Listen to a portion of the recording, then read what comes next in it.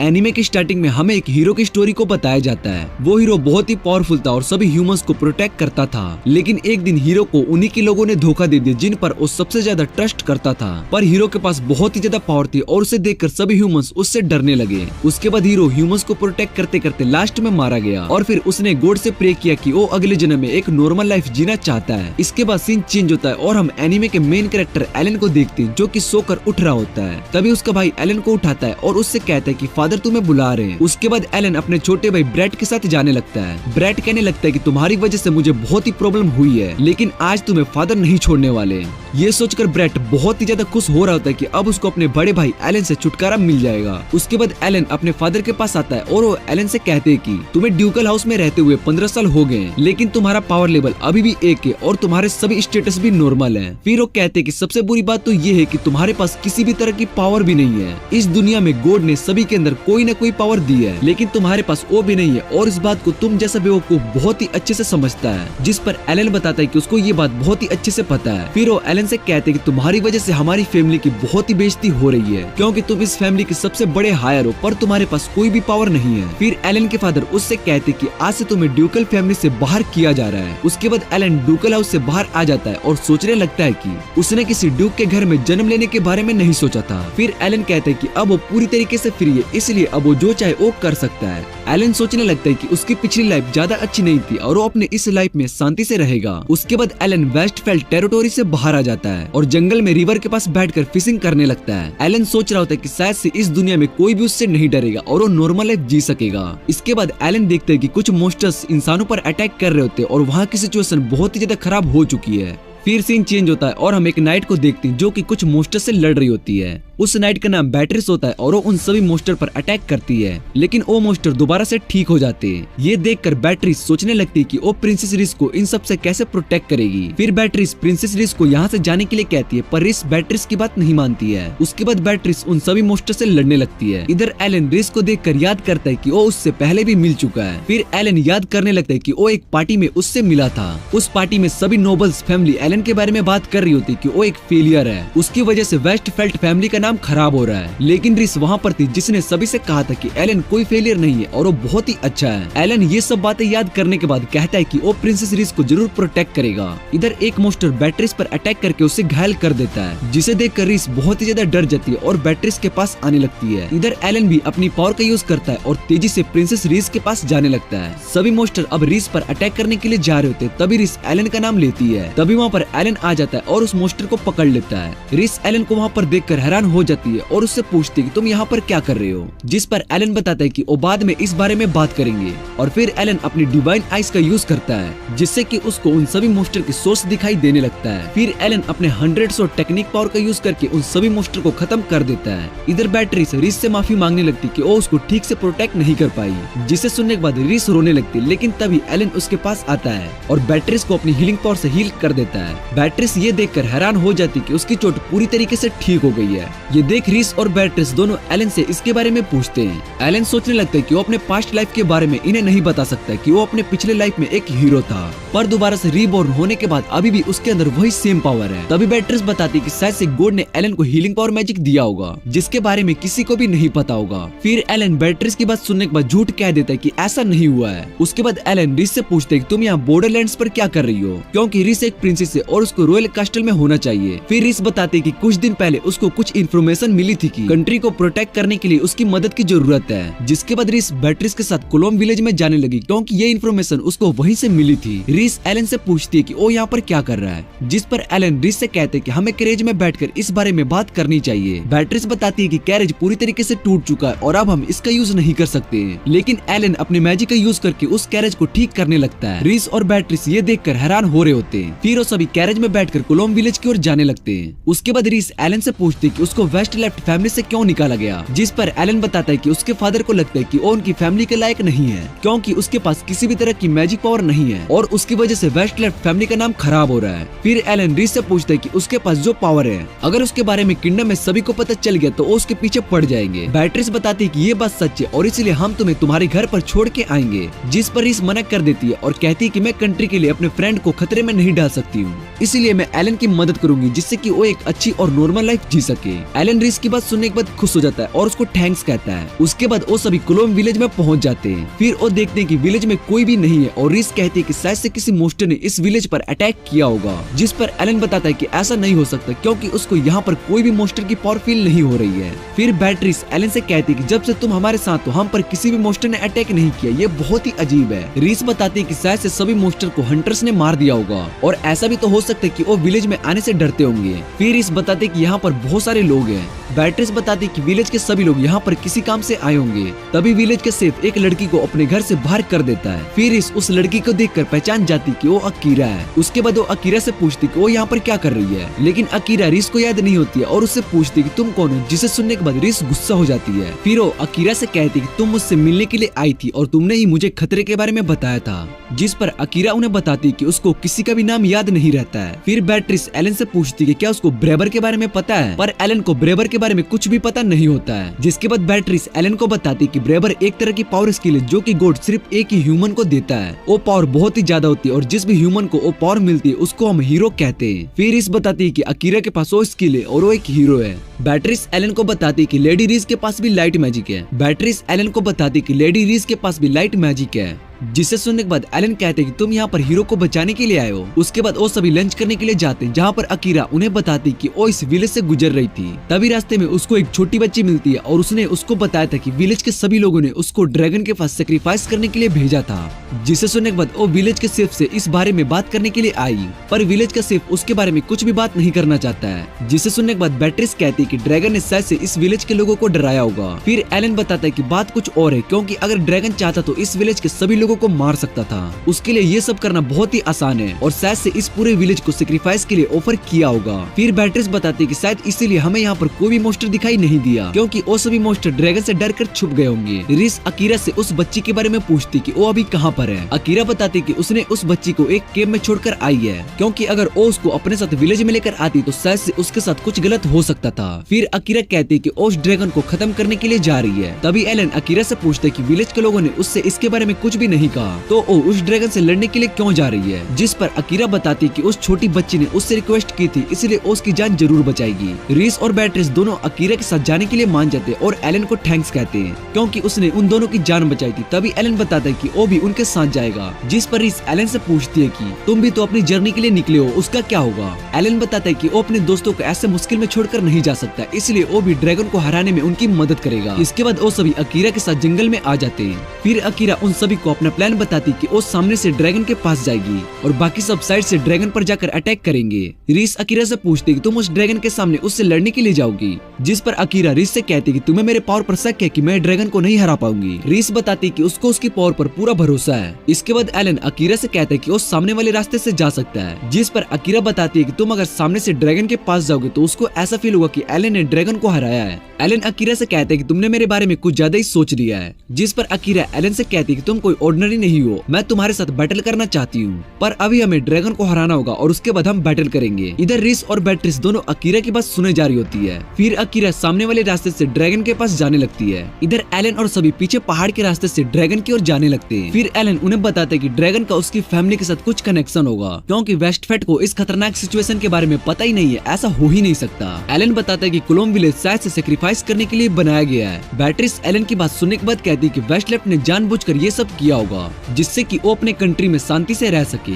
तभी उन्हें पहाड़ से आग निकलते हुए दिखाई देते, जिसे देखकर वो सभी हैरान हो जाते। इधर अकीरा उस ड्रैगन से फाइट कर रही होती है और उस पर अपने थंडर पावर से अटैक करती है, लेकिन उस ड्रैगन को कुछ भी नहीं होता है और वो ड्रैगन अकीरा का मजाक उड़ाने लगता है। जिसे सुनने के बाद अकीरा और भी ज्यादा गुस्सा हो जाती है और अपने थंडर पावर का यूज करने जा ही रही होती है। तभी ड्रैगन अकीरा से कहते हैं कि तुम इंसान बहुत ही बेवकूफ होते हो, और अकीरा उस छोटी बच्ची को वहाँ पर देखती है। उसके बाद वो ड्रैगन से पूछती है कि तुम आखिर चाहते क्या हो। जिस पर ड्रैगन अकीरा से कहते हैं कि मैं 100 साल से इस जगह पर हूँ, पर तुम इंसानों को लगता है कि वो मुझे बेवकूफ बना सकते हैं, लेकिन अगर मैं चाहूँ तो सभी इंसानों को मार कर खा सकता हूँ, लेकिन मुझे तुम सभी को डरते हुए देखना था, इसलिए मैंने उस छोटी बच्ची को छोड़ दिया। फिर ड्रैगन अकीरा से कहते हैं कि तुम मुझे मारना चाहती हो पर ऐसा नहीं कर पाओगी। जिसे सुनने के बाद अकीरा बहुत ही ज्यादा गुस्सा हो जाती है और अपने सबसे स्ट्रॉन्ग थंडर अटैक से ड्रैगन पर अटैक करती है, लेकिन ड्रैगन पर उस अटैक का भी असर नहीं होता, जिसे देखकर अकीरा हैरान हो जाती है। फिर ड्रैगन अकीरा को मारता है जिससे कि वो जमीन पर जाकर गिर जाती है। उसके बाद ड्रैगन अकीरा को खत्म करने जा ही रहा होता है, तभी पीछे से एलन ड्रैगन के पंख को काट देता है। फिर रिस और बैट्रिस भी आ जाती है और एलन उन दोनों से उस बच्ची और अकीरा का ध्यान रखने के लिए कहता है। उसके बाद एलन उस ड्रैगन से लड़ने लगता है और उस पर अपनी पावर से अटैक करता है। इधर ड्रैगन को एलन के अटैक से चोट लग जाता है और वो एलन से पूछता है कि तुम्हारा अटैक मुझ पर कैसे काम कर रहा है। ड्रैगन एलन को बताता है कि वो रेड ड्रैगन किंग है और वो बहुत ही ज्यादा स्ट्रॉन्ग है। जिसे सुनने के बाद एलन अपनी डिवाइन आई से ड्रैगन के सोर्स को देखता है और सोचने लगता है कि ये ड्रैगन सच में स्ट्रॉन्ग है, लेकिन अकीरा के साथ लड़ने के बाद ये थोड़ा सा थक चुका है, इसलिए मैं इसको हरा सकता हूँ। फिर एलन उस ड्रैगन पर अटैक करने के लिए जाता है, लेकिन वो ड्रैगन वहाँ से भागकर सीधा रिस और बैट्रिस के पास आ जाता है, जिसे देखकर एलन वहीं पर रुक जाता है और ड्रैगन एलन से कहता है कि अगर तुमने मुझ पर अटैक करने की कोशिश की तो वो उसके सभी फ्रेंड्स को मार देगा। एलन ड्रैगन की बात सुनने के बाद कहता है कि तुम बहुत ही बेकार सी ट्रिक का यूज कर रहे हो, जिस पर ड्रैगन एलन से कहता है कि तुम्हें खुद पर प्राउड होना चाहिए कि तुम मेरे ओपोनेंट हो। फिर इस एलन को इशारा करती, जिसे देखकर एलन सीधा ड्रैगन की ओर आता है और उस पर अपनी सोर्ड से अटैक कर देता है। एलन की सोर्ड ड्रैगन के सोर्स वाली जगह पर लगती है। फिर एलन अपनी पावर का यूज करता है। एलन की पावर की वजह से आसमान में एक लाइट आ जाती है और पूरे आसमान को साफ कर देती है। इधर ड्रैगन को यकीन नहीं हो रहा होता कि उसको एक इंसान ने हरा दिया और वो ड्रैगन उसके बाद खत्म हो जाता है। पर इस अटैक की वजह से एलन की सोर्ड टूट गई होती है और वो बहुत ही ज्यादा थक चुका होता है। तभी रिस एलन के पास आती है और उससे पूछती है कि क्या वो ठीक है। एलन रिस को बताता है कि वो थोड़ा सा थक चुका है पर वो ठीक है, जिसे सुनने के बाद रिस खुश हो जाती है। इधर अकीरा को भी होश आ गया होता है और वो अपने पास उस छोटी बच्ची को देखती है। एलन सोचने लगता है कि उसने ड्रैगन को मारकर सभी को बचा लिया, लेकिन जैसा उसने अपनी लाइफ में सोचा था वो एक नॉर्मल लाइफ जीना चाहता था वैसा नहीं हो पाया। पर उसको अपने दोस्तों की मदद करके बहुत ही अच्छा लगा, क्योंकि जो लोग उस पर ट्रस्ट करते हैं वो उन्हें मुश्किल में नहीं छोड़ सकता है। एलन को देखते हैं जो कि सोकर उठता है। फिर एलन रिस से पूछते कि क्या वो बहुत ही देर तक सो गया था, जिस पर रिस एलन से कहती कि तुम अभी ड्रैगन से लड़कर आए हो इसलिए तुम्हारी बॉडी थक चुकी है। फिर एलन रिस से बाकी सभी के बारे में पूछता है और देखता है कि बैट्रिस और अकीरा साथ में सोर्ड प्रैक्टिस कर रही होती है। उसके बाद एलन अपनी सोर्ड को देखता है जो कि टूट चुकी होती है। रिस एलन से कहती कि तुम्हें मेरी रियल पावर के बारे में पता चल गया होगा, जिसके बाद एलन याद करता है कि रिस ने अपने मैजिक से अकीरा को हील किया था। फिर एलन बताता है कि मैंने एक संत के बारे में रूमर सुना था जो कि अपनी पावर से सभी को हील कर सकती है, लेकिन मुझे ये बात पता नहीं थी कि वो संत तुम ही होगी। रिस एलन से सॉरी कहती कि उसने ये बात उससे छुपा कर रखी थी, लेकिन एलन रिस से कहता है कि मुझे इस बात से फर्क नहीं पड़ता कि तुम सैंत हो, क्योंकि तुम मेरे लिए बस रिस हो। जिसे सुनने के बाद रिस बहुत ही ज्यादा खुश हो जाती है। फिर अकीरा एलन को अपने साथ बैटल करने के लिए बुलाती है। एलन रिस से कहता है कि उसको बैटल के लिए जाना होगा और वो वहाँ से चला जाता है। अगले सीन में एलन अकीरा से कहता है कि तुम हमारे साथ चल सकती हो, हम तुम्हें पास के गाँव में छोड़ देंगे। फिर अकीरा बताती है कि उसको कैरेज में जाना पसंद नहीं है और वो उस बच्ची को अपने साथ लेकर जाएगी। रिस अकीरा से पूछती है कि क्या वो उस बच्ची को अपने साथ रखने के लिए श्योर है। फिर अकीरा बताती है कि इस बच्ची की फैमिली भी नहीं है, इसलिए मैं इसको वापस से गांव में भी नहीं भेज सकती हूँ, वरना वो सभी इस बच्ची को दोबारा से सेक्रीफाइस करने के लिए ले जाएंगे, इसलिए मैंने इस बच्ची को अपने साथ रखने के लिए सोचा है। फिर अकीरा एलन से कहती है कि तुमने उस ड्रैगन को हराया और हम सभी को बचाया है, इसलिए मुझे लगता है कि मैं हीरो बनने के लायक नहीं और इस डिवाइन सोर्ड के लिए वर्थी भी नहीं हूँ, जिस वजह से वो उस डिवाइन सोर्ड को एलन को देने के लिए कहती है। पर एलन अकीरा को मना कर देता है और उससे कहता है कि तुमने ड्रैगन से पहले फाइट की थी, जिस वजह से मैं उस ड्रैगन को हरा पाया। ये सुनकर अकीरा खुश हो जाती है। फिर वो उस बच्ची के साथ वहाँ से चली जाती है। इधर हम एलन के फादर को देखते हैं, जिन्हें एक आदमी उस ड्रैगन की मौत के बारे में इंफॉर्मेशन देता है। एलन के फादर इस बात को सुनकर खुश नहीं होते और कहते हैं कि हमने ये ट्रैप हीरो को मारने के लिए बनाया था, लेकिन उस सेंट और उसके साथियों की वजह से हमारा ये प्लान खराब हो गया। इधर ब्रैट भी गुस्सा हो गया होता है और कहता है कि काश हमने उन सभी को बहुत पहले ही मार दिया होता, जिससे कि वो सभी उस रेड ड्रैगन के पास नहीं पहुंच पाते। फिर एलन के फादर ब्रैट से कहते हैं कि जब तक वो सभी बॉर्डरलैंड्स के अंदर है हम उन्हें रोक सकते हैं। उसके बाद वो उस आदमी से पूछते कि किस समय सेंट और उसके साथ यहाँ पर आए हैं। फिर वो आदमी बताता है कि मैं इस बारे में पता लगाकर आपको अभी बताता हूँ। इतना कहने के बाद वो वहाँ से चला जाता है। इधर इस एलन को बताती कि उसकी एक दोस्त पास के गांव में रहती है और वो एक स्मिथ है,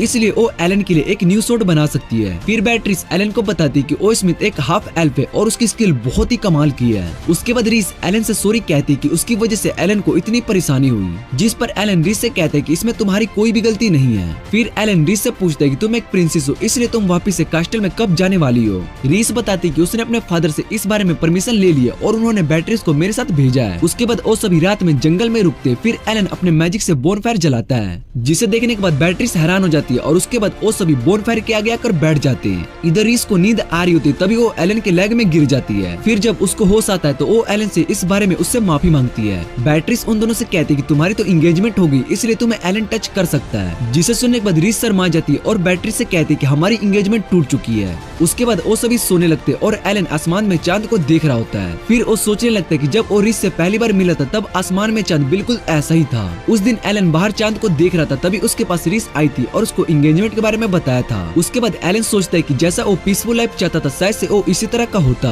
अगले दिन वो सभी गांव में पहुंच जाते और वो घूमने लगते हैं। बैट्रिस उन्हें बताती कि ये गांव बॉर्डरलैंड पर है, जिस वजह से यहाँ पर बहुत सारे एडवेंचरर आते हैं। उसके बाद वो सभी उस स्मिथ के पास पहुंच जाते जो कि गांव से बहुत ही दूर जंगल में होता है। रीस एलन को बताती कि वो तुम्हारे लिए एक अच्छी सोड बनाएगी। फिर बैट्रिस उन्हें बताती कि शायद से वो घर पर नहीं है। रीस सोचने लगती है कि वो बाहर किसी काम से गई होगी। तभी एलन उन दोनों से कहता है कि घर का डोर खुला है। फिर वो सभी घर के अंदर आते हैं, जहाँ पर एलन बहुत सारे वेपन्स को देखता है और कहता है कि ये वेपन मेरे सोड के लिए बहुत ही अच्छे हैं। इधर इस उस स्मिथ को देखकर डर जाती है क्योंकि वो नीचे जमीन पर बेहोश पड़ी होती है। उस स्मिथ का नाम नोएल होता है। फिर बैट्रिस नोएल के पास आकर उसको चेक करती है। बैट्रिस बताती है कि नोएल अभी सो रही है और ये इसके लिए नॉर्मल है। फिर इस नोएल को अपनी पावर से हील करने लगती है। बैट्रिस एलन को बताती कि अगर नोएल ने एक बार सोड बनाना शुरू कर दिया तो उस काम को तब तक नहीं छोड़ती जब तक वो काम पूरा नहीं हो जाता। रीस बताती कि उसने बहुत बार नोएल को समझाया लेकिन नोएल उसकी बात नहीं सुनती है। तभी नोएल को होश आता है और वो रीस और बैट्रिस से एलन के बारे में पूछती है। बैट्रिस बताती कि एलन लेडी रीस का गार्ड है और वो अभी हमारे साथ जर्नी पर है। नोएल को पूरी बात समझ में आ जाती है और वो रीस से कहती कि मुझे इसके लिए एक सोड बनाना है। जिसे सुनने के बाद रीस नोएल से कहती कि तुम सिचुएशन को अच्छी तरह से समझ जाती हो। उसके बाद नोएल रीस से कहती कि वो एलन के लिए एक सोड बना सकती है। जिसे सुनने के बाद एलन रीस से पूछते कि क्या ये सच में तुम्हारी दोस्त है। जिस पर नोएल बताती कि वो रीस की दोस्त है, पर इस टाइम उसको बहुत सारे सोड्स बनाने का ऑर्डर्स मिले हैं, जिस वजह से वो एलन के लिए सोड नहीं बना सकती है। फिर नोएल एलन से कहती कि तुम्हारे पास तो पहले से ही एक सोड है। एलन नोएल को बताता है कि ये सोड टूट चुकी है। फिर वो उसको अपनी सोड दिखाता है। नोएल जैसे ही उस सोड को देखती है तो उसको पता चल जाता है कि इस सोड को उसकी लिमिट तक यूज किया गया है, लेकिन ऐसा भला कोई इंसान कैसे कर सकता है। फिर नोएल एलन के लिए एक सोड बनाने के लिए मान जाती है, पर उसकी एक कंडीशन होती है। वो एलन से पूछती है कि क्या उसको एक सोड चाहिए जो कि डिवाइन सोड से भी ज्यादा स्ट्रॉन्ग हो। बैट्रिस बताती है कि डिवाइन सोड का यूज सिर्फ हीरोज ही कर सकते हैं और उससे स्ट्रॉन्ग सोड के बारे में मैंने कभी नहीं सुना है। उसके बाद नोएल बताती है कि कितना भी बड़ा कोई स्मिथ क्यों ना हो, वो तब तक एक स्ट्रॉन्ग सोड नहीं बना सकता जब तक उसको उस सोड के लिए उसका वर्ती इंसान ना मिल जाए। पर अब उसको एलन मिल चुका है, इसलिए वो उसके लिए एक स्ट्रॉन्ग सोड बना सकती है। एलन नोएल की बात समझ जाता है और उसको सोड बनाने के लिए हाँ कर देता है। जिसे सुनने के बाद नोएल सोड बनाने के लिए रेडी हो जाती है और उन सभी को घर से बाहर कर देती है। फिर नोएल वेनेसा को याद करने लगती जिसने कि उसको सोड बनाना सिखाया था। नोएल सोचने लगती कि वो एक अच्छी सोड बना करेगी जो कि डिवाइन सोड से भी ज्यादा स्ट्रॉन्ग होगी। इधर इस नोएल के बारे में सोच रही थी कि वो इस बार सोड बनाते टाइम ज्यादा जोर ना डाले। फिर बैट्रिस एलन को बताती कि नोएल को काम करते टाइम बात करना पसंद नहीं है क्योंकि इन सब से उसका फोकस टूट जाता है। उसके बाद वो सभी गांव में वापस जाने लगते हैं। तभी पेड़ पर हम एक लड़की को देखते हैं जो कि एलन और सभी को देख रही होती है। फिर वो इस बारे में उस आदमी को बताती जिसने एलन के फादर को सेंथ और उसके दोस्तों के बारे में पता लगाने के लिए भेजा था। वो आदमी सोचने लगता है कि सेंथ के साथ वो लड़का कौन है, क्योंकि इन्फॉर्मेशन के हिसाब से सेंथ के साथ बस एक फीमेल गार्ड आने वाली थी। इधर एलन उन दोनों से पूछता है कि हमें आगे क्या करना चाहिए क्योंकि वो बहुत ही बोर हो रहा है। जिस पर बैट्रिस एलन से कहती है कि तुम्हें अभी रिलैक्स करना चाहिए और वैसे भी तुम यही चाहते थे। फिर इस एलन से कहती है कि तुम्हें यहाँ पर एडवेंचर गिल्ड को देखने के लिए जाना चाहिए। बैट्रिस एलन को बताती है कि तुम वहाँ पर ड्रैगन के आइटम को भी अच्छे प्राइस में बेच सकते हो। एलन को उनका आइडिया बहुत ही अच्छा लगता है और वो बताता है कि जब से उसको फैमिली से बाहर कर दिया गया है तब से उसके पास पैसे भी नहीं है। एलन उन दोनों से पूछता है कि अब तुम क्या करने वाले हो, जिस पर रिस बताती कि वो और बैट्रिस दोनों गांव में थोड़ा घूमने के लिए जा रही हैं। फिर एलन एडवेंचर गिल्ड में आ जाता है और वहाँ पर उन ड्रैगन स्केल को दिखाता है, जिसे देखने के बाद रिसेप्शन वाली लड़की उन ड्रैगन सेल्स को देखकर हैरान हो जाती है। फिर वो अंदर इस बारे में मैनेजर को बताने के लिए चली जाती है। इधर एलन के पास वो आदमी और लड़की आ जाती है जो कि जंगल में होते हैं। फिर वो आदमी एलन को अपना नाम होरेस बताता है और उसके साथ जो लड़की होती है वो अपना नाम मेलन बताती है। होरेस एलन से उस रेड ड्रैगन के बारे में पूछते हैं कि क्या उसने उस ड्रैगन को खुद ही हराया है या फिर उसके साथ कुछ और लोग भी थे, जिस पर एलन बताता है कि वो अकेला उस रेड ड्रैगन को नहीं हरा सकता है। जिसके बाद होरेस एलन से कहता है कि क्या तुम्हारी मदद हीरोज ने की थी, जिस पर एलन होरेस से कहता है कि हाँ तुमने सही कहा, रेड ड्रैगन को हराने में उसकी मदद हीरो ने की थी। तभी वहाँ पर रिसेप्शन वाली लड़की आती है और एलन से कहती है कि हम इस ड्रैगन स्केल को एक्सचेंज करने के लिए रेडी हैं। फिर एलन देखते हैं कि होरेस और वो लड़की वहाँ से जा चुके हैं। इधर होरेस मेलन से कहता है कि भला उस फेलियर के पास कोई स्किल कैसे आ सकती है। अगले दिन एलन रिस और बैट्रिक के साथ नोएल के घर पर जाता है, जहाँ पर उसको नोएल फिर से बेहोश मिलती है। फिर इस नोएल को हील करने लगती है, जिसके बाद नोएल को होश आता है और वो उन्हें सोड दिखाती है। एलन को वो सोड बहुत ही अच्छी लगती है। फिर नोएल एलन से कहती है कि हमें इस सोड को टेस्ट करना होगा, जिसे सुनने के बाद रिस गुस्सा हो जाती है और नोएल से कहती है कि पहले तुम्हें ठीक होना पड़ेगा। नोएल रिस को डर जाती है और उसकी बात मान लेती है। फिर एलन और नोएल दोनों जंगल में सोड को टेस्ट करने के लिए जाने लगते हैं। एलन नोएल से पूछते कि वो एक स्मिथ क्यों बनना चाहती थी, जिस पर नोएल उसको बताती कि उसको अपने पेरेंट्स के बारे में कुछ भी नहीं पता है। एक दिन वो इस जंगल में गुम गए, लेकिन एक लड़की जिसका नाम वेनिसा था उसने उसकी जान बचाई। वो एक स्मिथ थी और उसी ने मुझे सोड बनाना सिखाया था। फिर नोएल एलन से कहती कि तुम यहाँ पर मेरा पास्ट जानने के लिए नहीं आए, और वो आगे जाने लगती है। तभी एलन के पास होरेस और मिलेन आ जाते हैं। फिर वो एलन से पूछते कि तुम यहाँ पर गिल्ड क्वेस्ट को पूरा करने के लिए मोस्टर से लड़ने के लिए आए हो, जिस पर एलन उन्हें बताते कि वो यहाँ पर मोस्टर से लड़ने के लिए आया है। फिर होरेस एलन से कहते कि हम बाद में मिलेंगे, और इसके बाद वो वहाँ से चला जाता है। नोएल जब होरेस को देखती है तो वो उसको अजीब लगने लगता है। इधर होरेस मिलेन से एलन पर नजर रखने के लिए कहता है, जिसके बाद मिलेन अपनी पावर को यूज करके वहाँ से गायब हो जाती है। फिर हम एलन को देखते हैं जो कि सभी मोस्टर्स को खत्म किए जा रहा होता है। उसके बाद नोएल एलन की सोड को अपनी आंखों से चेक करने लगती है कि कहीं वो खराब तो नहीं हुई है, जिस पर एलन नोएल से पूछते कि क्या यही उसकी पावर है। फिर नोएल एलन को बताती कि वो अपनी आंखों की मदद से किसी भी वेपन की पावर को देख सकती है। उसके बाद नोएल एलन से कहती कि हमें जंगल के और अंदर जाना चाहिए और स्ट्रॉन्ग मोस्टर पर इस सोड का यूज करना चाहिए। जिसके बाद वो और एलन जंगल के और अंदर जाने लगते हैं और वहाँ पर उन्हें व्हाइट फॉग मिलती है, जिसे देखने के बाद एलन उस सोड का यूज करता है और उस व्हाइट फॉग को हटा देता है। तभी उन्हें वहाँ पर एक बड़ा सा वुल्फ मोस्टर दिखाई देता है, जिसे देखकर नोएल बहुत ही ज्यादा डर जाती है, क्योंकि उस वुल्फ मोस्टर ने उसके सामने ही वेनेसा को मार दिया था। और इस बात को याद करने के बाद नोएल और भी ज्यादा डरने लगती है। फिर नोएल एलन से कहती है कि वो उस सोड का यूज करके उस मोस्टर को खत्म कर दे। एलन भी नोएल की बात सुनने के बाद थोड़ा हैरान हो जाता है, पर उसकी बात मान लेता है। और पास्ट का सीन देखते हैं जहाँ पर वेंसिया अपने घर में सोड बना रही होती है। नोएल भी वेंसिया को सोड बनाते हुए देख रही होती है और वेंसिया से बात करने की कोशिश करती है, पर वेंसिया अपने काम में पूरी फोकस्ड होती है, जिस वजह से वो नोएल की बात नहीं सुनती है। पर वेनिसा अपने काम में पूरी फोकस्ड होती है, जिस वजह से वो नोएल की बात नहीं सुनती है।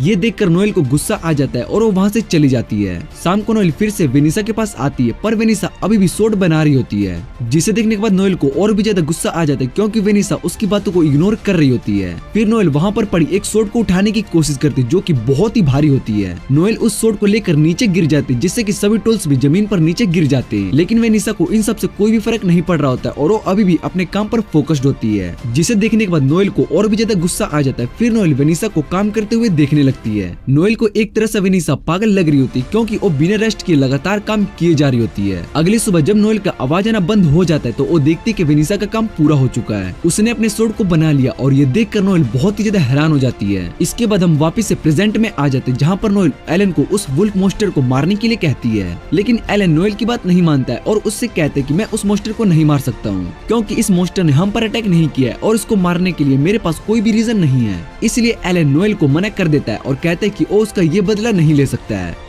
जिसे सुनने के बाद नोएल एलन से उस सोड ले लेती है और उस मोस्टर पर अटैक करने के लिए जाती है। लेकिन एलन नोएल से कहता है कि वो कुछ भी नहीं कर पाएगी, क्योंकि वो मोस्टर एक फेनरिर है, जिस पर तुम्हारा ये सोड काम नहीं करेगा, और उस फेनरिर के ऊपर एक बैरियर है, जिसे सिर्फ एक डिवाइन सोड ही तोड़ सकती है। नोएल एलन की बात सुनने के बाद कहती है कि ये सोड डिवाइन सोड से भी ज्यादा स्ट्रॉन्ग है, जिस पर एलन नोएल को बताता है कि ये सोड डिवाइन सोड जितनी स्ट्रॉन्ग नहीं है, और ये बात तुम्हें भी पता है। फिर एलन नोएल से कहता है कि अगर तुम फिर भी इस मोस्टर को मारना चाहती हो तो तुम कोशिश कर सकती हो, मैं तुम्हें ऐसा करने से नहीं रोकूंगा। इतना कहने के बाद एलन वहाँ से चला जाता है। फिर एलन बैट्रिस और रिस को उस फेनरिर के बारे में बताता है। वो दोनों भी सोचने लगते हैं कि इतना स्ट्रॉन्ग मोस्टर यहाँ पर कैसे आ सकता है, जिस पर एलन उन्हें बताता है कि इस मोस्टर को किसी ने अपने साथ लाया है, क्योंकि मुझे भी उस जंगल में कुछ अजीब सी पावर फील हो रही थी। उसके बाद एलन रिस से पूछता है कि उसका काम हो गया, जिस वजह से वो इस गाँव में आई है। फिर इस एलन को बताती है कि 3 मंथ पहले उसके किंगडम के एक जनरल का मर्डर कर दिया गया, लेकिन हमें उसके बारे में कुछ भी पता नहीं चला और वो मर्डर जनरल का सर काट कर ले गया। हमने उस रूम की पूरी तरह से इन्वेस्टिगेशन भी करी, लेकिन हमें उसमें कोई भी एविडेंस नहीं मिला। फिर एलन उनकी बात समझ जाता और बैट्रिस बताती है कि इन सब के पीछे डीमन है और हम उसकी पावर के बारे में कुछ भी नहीं जानते। एलन उन्हें बताता है कि उसने पहले कभी इसके बारे में नहीं सुना कि एक डीमन ने इंसान का मर्डर किया है,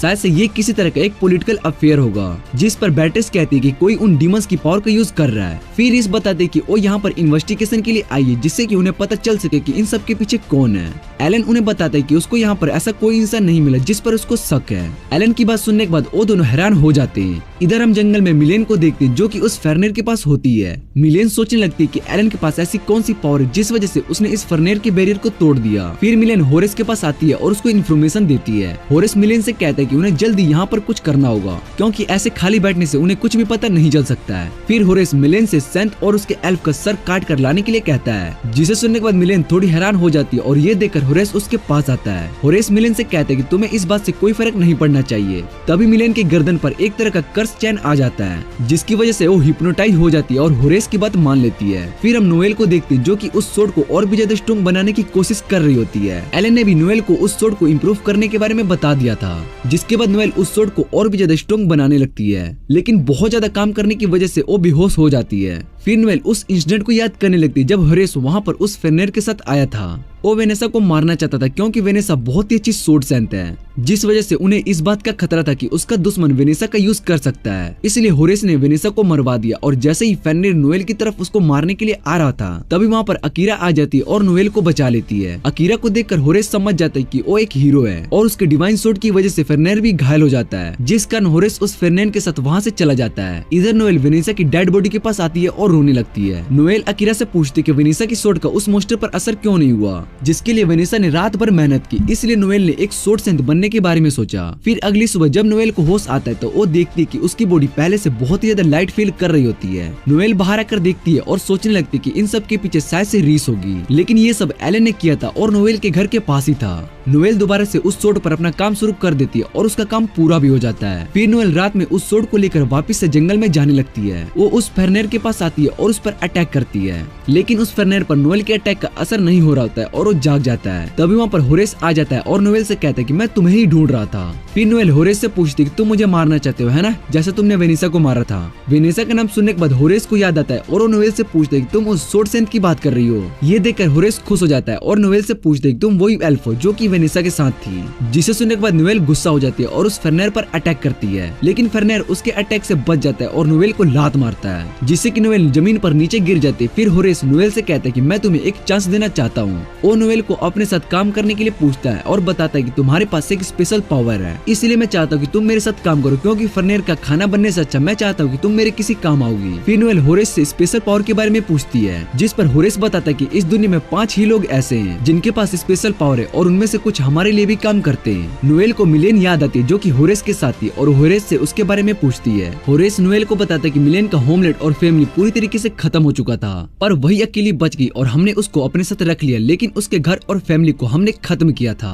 नोएल होरेस से कहती कि वो उसके साथ काम नहीं करेगी चाहे उसकी मौत क्यों न हो जाए। इतना सुनने के बाद होरेस फेरनेर से नोएल पर अटैक करने के लिए कहता है, लेकिन तभी वहाँ पर एलन आ जाता है और नोएल को बचा लेता है। एलन को वहाँ पर देखकर होरेस उससे कहता है कि तुमने यहाँ पर आकर गलती कर दी और बताता है कि अब सेंट की जान खतरे में, क्योंकि मैंने अपने एक सर्वेंट को रीस का सर काट के लाने के लिए भेजा है। इधर हम मिलेन को देखते हैं जो कि गायब होकर रीस के पास उसको मारने के लिए आ रही होती है, लेकिन जैसे ही वो रूम के अंदर आती है तो उसकी पावर काम नहीं करती है और वो दिखने लगती है। फिर एलन होरेस से कहता है कि तुम मिलेन की बात कर रही हो पर वो रीस को नहीं मार पाएगी। एलन बताता है कि उसने रीस के पास एक बैरियर बनाया जिससे कि मिलेन की पावर काम नहीं करेगी। ये सुनकर होरेस हैरान हो जाता है और एलन से इसके बारे में पूछता है। एलन होरेस को बताता है कि इस तरह का इंसिडेंट उसके पास्ट में बहुत बार आ चुका है, पर होरेस को एलन की बात पर यकीन नहीं हो रहा होता है। इधर मिलेन रीस पर अटैक करने लगती है, लेकिन बैट्रिस उसको बचा लेती है और मिलेन से फाइट करने लगती है। रीस मिलेन को कुछ अजीब लग रही होती है, जिस वजह से वो बैट्रिस को रुकने के लिए कहती है। बैट्रिस रीस की बात मान लेती है और इतने में मिलेन बैट्रिस पर अटैक करके उसको नीचे गिरा देती है। फिर मिलेन रीस को मारने के लिए उस पर अटैक करती है, पर वो रीस को नहीं मार पा रही होती है। ये देखकर रीस थोड़ी हैरान हो जाती है। तभी बैट्रिस मिलेन पर पीछे से अटैक करके उसको बेहोश कर देती है। इधर एलन को पता चल जाता है कि रीस अब सेव है। फिर वो होरेस से कहता है कि तुम्हारा प्लान फेल हो चुका है, जिसे सुनने के बाद होरेस एलन से कहता है कि तुम झूठ बोल रहे हो।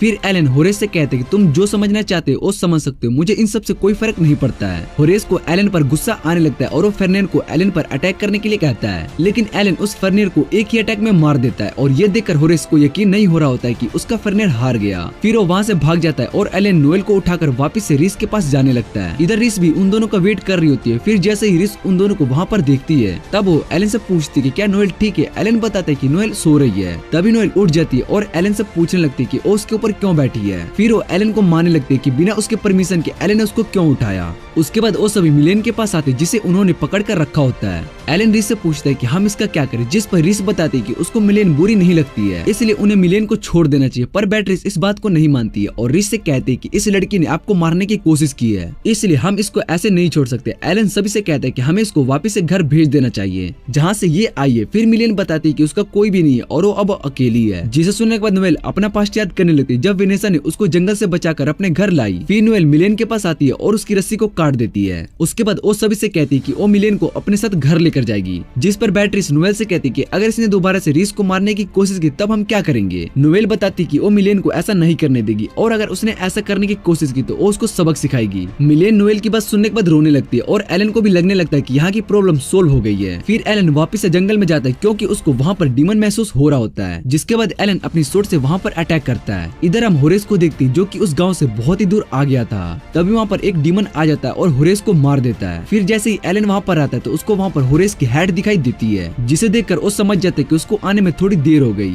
इसके बाद हम एलन के फादर को देखते हैं और वो डीमन एलन के फादर के पास आकर उन्हें बताता है कि उसका काम पूरा कर दिया। जिसके बाद ब्रीड डीमन से कहते हैं कि तुम सेंथ और उसके एल्फ को मारने में फेल हो गए हो, लेकिन तुमने बस एक जर्नल को ही मारा है और उसका सर काट लिया है, पर तुम अभी तक सेंथ को नहीं मार पाए। शायद से ये काम डीमंस के लिए बहुत ही मुश्किल है, इसलिए हमें इस डीमन पर ट्रस्ट नहीं करना चाहिए। डीमन को ब्रीड की बात सुनने के बाद गुस्सा आ जाता है और वो उन सभी से कहता है कि वो जल्दी सेंथ और उसके सभी दोस्तों को मार देगा। फिर अगली बारी आर्क डिसोप की होगी, जिस पर ब्रीड अपने फादर से कहता है कि आर्क डिसोप को वो हैंडल कर सकता है। फिर वो अपने फादर से रिक्वेस्ट करता है कि वो आर्क वाले मैटर को देखे। फिर वो अपने फादर से रिक्वेस्ट करता है कि वो आर्क डिसोप वाले मैटर को देखो।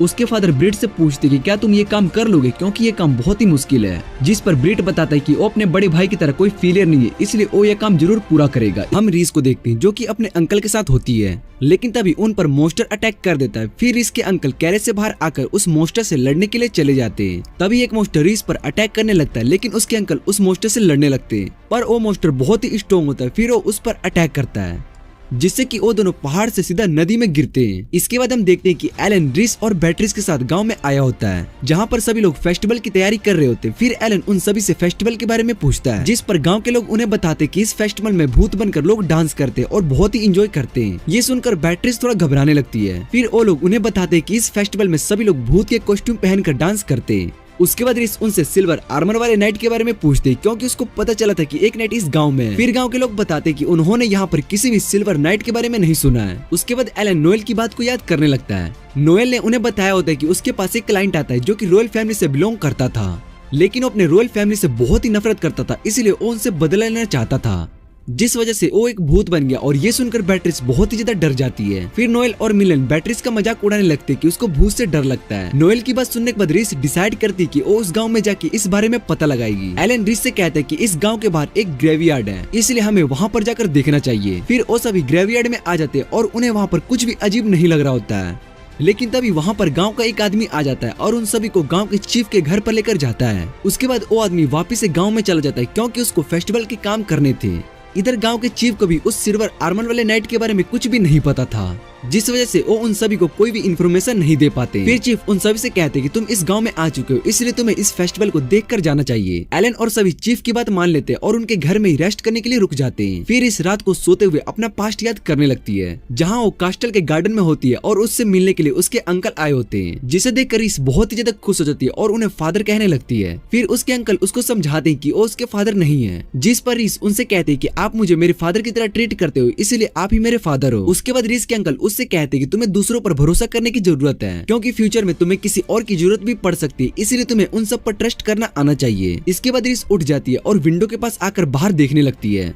तभी उसको बाहर उसके अंकल दिखाई देते। फिर इस उनके पीछे पीछे जंगल में जाने लगती है। तभी जमीन के नीचे से बहुत सारे ज़ॉम्बीज़ बाहर निकलते और उन्हें देखकर रीस बहुत ही ज्यादा डर जाती है। फिर जैसे ही रीस को होश आता है तो वो देखती कि वो एक सपना है। इधर रीस के रूम में एलन भी उसको देखने के लिए आया होता है। रीस एलन को देखकर उसको हग कर लेती है और एलन भी समझ जाता है कि अभी रीस ने शायद से कोई बुरा सपना देखा होगा। अगले दिन शाम को गांव के सभी लोग डीमन कॉस्ट्यूम पहनकर फेस्टिवल के लिए आने लगते हैं। उसके बाद वो सभी बोनफायर के आगे डांस करने लगते हैं। एलन बाकी सभी के साथ वहाँ पर वो फेस्टिवल देखने के लिए आया होता है। फिर बैट्रिस उनसे कहती है कि इस तरह डीमन बनकर डांस करना किंगडम के लिए सही नहीं है, जिस पर एलन बैट्रिस से कहता है कि तुम्हें इन सब को रोकना चाहिए अगर तुम्हें ऐसा लगता है तो। फिर एलन अपनी स्प्रिट आई से चेक करता है और सोचने लगता है कि अभी तो यहाँ पर कुछ भी नहीं हुआ है, लेकिन उसको अंदर से कुछ अजीब फीलिंग आ रही होती है। तभी वो आदमी उसके पास फिर से आ जाता है, जो कि उन्हें ग्रेवयार्ड में मिला होता है। वो उन सभी को डांस करने के लिए कहता है, जिस पर रीस बताती है कि वो यहीं पर रहकर इस फेस्टिवल को देखेगी, इसलिए वो एलन और बैट्रिस को एंजॉय करने के लिए कहती है। फिर एलन और बैट्रिस दोनों बोनफायर के पास जाने लगते हैं। इधर रिस को तभी अपने पीछे उसके अंकल दिखाई देने लगते, फिर रिस उनके पीछे जाने लगती है। फिर वो दोनों जंगल में पहुंच जाते और रिस अपने अंकल से पूछने लगती कि वो इतने दिनों से कहाँ थे, क्योंकि जब सभी नाइट्स उन्हें वहाँ पर ढूंढने के लिए गए थे तो वो वहाँ पर नहीं थे। लेकिन रिस को इस बात पर यकीन था कि उसके अंकल अभी भी ठीक होंगे। फिर उसके अंकल बताते कि मैं छुप गया था और रॉयल फैमिली से बदला लेने की कोशिश करने लगा, जिसे सुनने के बाद रिस हैरान हो जाती। फिर वो अपने अंकल से इस बारे में पूछने लगती है, जिस पर उसके अंकल रिस को बताते कि मेरा बड़ा भाई जो कि तुम्हारा फादर है वो तुम्हें मारना चाहता है, क्योंकि वो उन सभी लोगों को मारना चाहता है जिन्हें गॉड ने स्पेशल पावर दी है, क्योंकि उन्हें लगता है कि वो इस दुनिया के लिए और उनके किंगडम के लिए सबसे बड़ा खतरा है। फिर उसके अंकल रिस से कहते हैं कि तुम मेरे साथ अपने फादर से बदला लेने के लिए मेरे साथ चल सकती हो, लेकिन रिस इस बात पर मना कर देती है और फिर वो अंकल से कहती है कि आपने मुझे ये बात बताई है कि हमें दूसरों पर ट्रस्ट करना चाहिए, इसीलिए हम इस मैटर को बात करके भी सॉल्व कर सकते हैं। जिस पर इसके अंकल गुस्सा हो जाते हैं और उनको मारने के लिए उस पर अटैक करने लगते हैं। तभी वहाँ पर एलन आ जाता है और उन्हें रोक देता है। एलन को देखने के बाद रिस के अंकल उसको पहचान लेते हैं और उसको फेलियर कहते हैं, जिसके बाद एलन और रिस के अंकल के बीच में आपस में फाइट होने लगती है और एलन उन पर लगे मैजिक स्पेल को हटा देता है, जिसके बाद उसके अंकल ठीक हो जाते हैं। फिर और रिस से कहते हैं कि अभी जो मैंने बातें कही थी वो सच नहीं है, क्योंकि किसी ने उस पर अपने मैजिक स्पेल का यूज किया था और वो उस डीमन के कंट्रोल में थे। फिर वो बताते कि उनके पास ज्यादा टाइम नहीं है। इसके बाद वो उन्हें अपना पास्ट बताते कि वो रॉयल फैमिली में सेकंड हायर थे, इसलिए किंगडम में उनकी ज्यादा वैल्यू नहीं की जाती थी और लोगों को लगता था कि वो अपने बड़े भाई की वजह से ही सब कुछ है, जिस वजह से उसके अंकल ने बहुत ही मेहनत की और किंगडम की आर्मी के वॉइस कमांडर बन गए। पर वो हमेशा रिस का अच्छा चाहते थे, इसलिए वो रिस को अपनी बेटी की तरह ट्रीट करते थे। फिर उसके अंकल एलन से 2 बातों की रिक्वेस्ट करते और एलन उनकी बात मान लेता है, जिसके बाद वो एलन से कहते कि तुम्हें हमेशा रिस के साथ रहना होगा और उसको प्रोटेक्ट करना होगा। एलन उनकी बात मान लेता है। फिर उसके अंकल उसको दूसरी बात बताते हैं कि वो उससे बैटल करना चाहते हैं। एलन इसके लिए भी मान जाता है। फिर रिस इससे इसका रीजन पूछती है, जिस पर एलन बताता है कि तुम्हारे अंकल ये देखना चाहते हैं कि मैं तुम्हें प्रोटेक्ट करने के लायक हूँ या नहीं। इसके बाद वो उनसे फाइट करने लगता है और बारिश शुरू हो जाती है। फिर हम देखते हैं कि रिस के अंकल नीचे जमीन पर पड़े होते हैं और आखिरी सांसें ले रहे होते हैं और इससे कहते हैं कि तुम्हें अपना ध्यान रखना होगा और इसके लिए उसको बुरा मानने की कोई जरूरत नहीं है। फिर और इससे कहते हैं कि तुम एक अच्छी लड़की हो, इसलिए मैं तुम्हें अपनी बेटी की तरह मानता हूँ। इतना कहने के बाद उनकी मौत हो जाती है और रिस ये देखकर रोने लगती है। इसके बाद एलन वापस से गाँव में आ जाता है और गाँव के चीफ से बातें करने लगता है। चीफ एलन से पूछते हैं कि तुम्हें मेरे बारे में कैसे पता चला, जिस पर एलन बताता है कि उसको शुरू से यहाँ के बारे में पता चल गया था।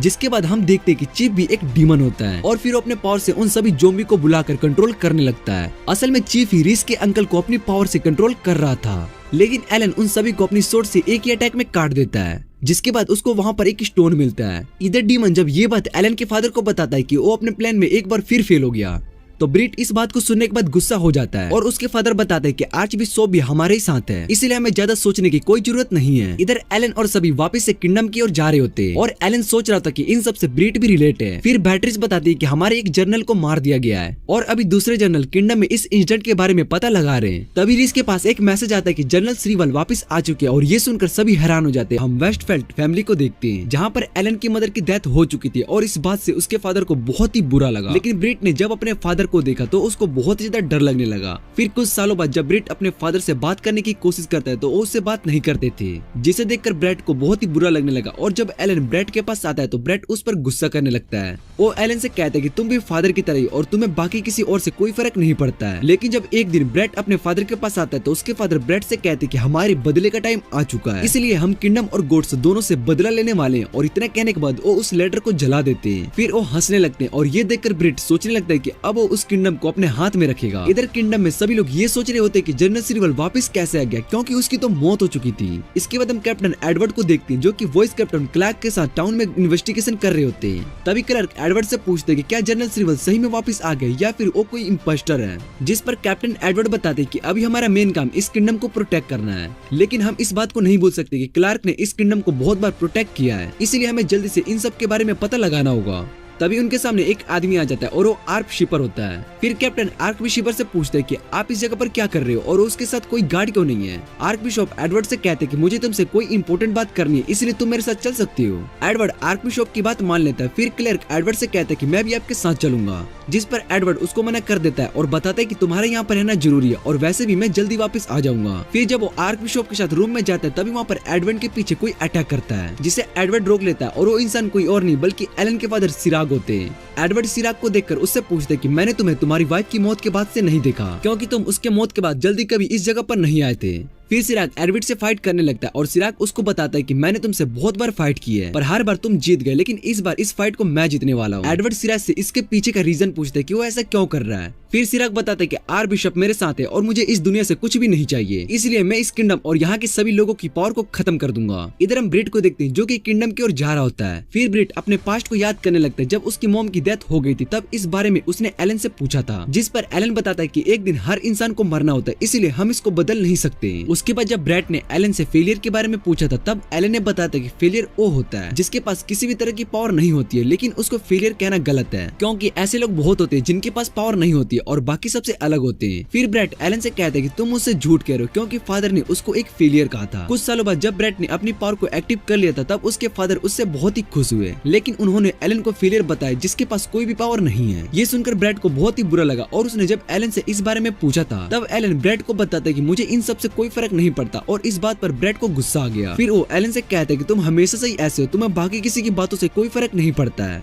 जिसके बाद एलन ब्रैट से कहता है कि तुमने अपनी पावर को अचीव कर लिया, पर तुम लाइफ में ऐसा डिसीजन लेना जिससे कि तुम अपनी पावर का गलत यूज करना पड़ जाए, क्योंकि तुम इससे एक गलत इंसान बन सकते हो। तभी ब्रैट सोचने लगता है कि वो इन सब बातों को याद क्यों कर रहा है। फिर उसके पास एक डीमन आता है और ब्रैट से कहता है कि हम जल्दी से किंगडम में पहुंचने वाले हैं, लेकिन हमारे लिए सबसे बड़ी मुश्किल कैप्टन एडवर्ड है, जो कि अपनी पावर की मदद से किसी की भी पावर को खत्म कर सकता है, जिस वजह से उसने बैटलफील्ड में बहुत सारे मॉन्स्टर को खत्म किया और किंगडम को प्रोटेक्ट किया। फिर ब्रैट बताता है कि कैप्टन एडवर्ड से लड़ने के लिए मेरे फादर गए और उन्हें कुछ भी होता है तो मैं अपनी पावर का यूज करके उन सभी को खत्म कर दूंगा। ब्रैट के पास जो पावर होती है उसकी मदद से वो किसी की भी पावर को ऑब्जर्व करके यूज कर सकता है। फिर एक और डीमन वहाँ पर आ जाता है और उन्हें बताता है कि हीरो यहाँ पर पहुंच चुका है, इसलिए हमें सबसे पहले उसको रोकना होगा। फिर वो डीमन ब्रैट से कहता है कि मेरे से इस बार कोई गलती नहीं होगी और हमारा प्लान सक्सेसफुल होगा, वरना मैं किसी को भी नहीं छोड़ने वाला हूँ। इधर हीरो अकीरा सारा के साथ किंगडम में आ गई होते, फिर उन सभी को डीमन घेर लेते हैं। जिसके बाद वो अकीरा से कहता है कि अगर तुम अकेले यहाँ पर होते तो हम तुम्हें नहीं हरा पाते, लेकिन तुम्हारे साथ यहाँ पर एक बच्ची भी है। उसके बाद वो अपने मैजिक से उस बच्ची पर अटैक करते हैं, जिससे कि सारा के सर में दर्द होने लगता है। फिर डीमन अकीरा से कहते हैं कि तुम्हें खुद डिसाइड करना होगा कि तुम यहाँ से भागना चाहती हो या फिर इस बच्चे के साथ यहीं पर खत्म होना चाहती हो। जिसे सुनने के बाद सारा अकीरा को यहाँ से भागने के लिए कहती है। ये सुनकर अकीरा हैरान हो जाती है और सारा से कहती है कि वो उसको छोड़कर नहीं जाने वाली है। फिर वो सभी डीमन उन पर अटैक करने के लिए जा रहे होते हैं। इधर हम क्लर्क को देखते हैं जो कि कुछ गार्ड के साथ कैप्टन एडवर्ड को ढूंढने के लिए जा रहा होता है। फिर गार्ड क्लर्क से पूछते हैं कि कैप्टन स्ट्रॉन्ग है, इसलिए हमें उनके बारे में ज्यादा परेशान होने की कोई जरूरत नहीं है। तभी उनके आगे एक डीमन आ जाता है और क्लर्क उसे देखकर समझ जाते हैं कि वो बहुत ही स्ट्रॉन्ग है, इसलिए हम में से इसे कोई भी नहीं हरा सकता है।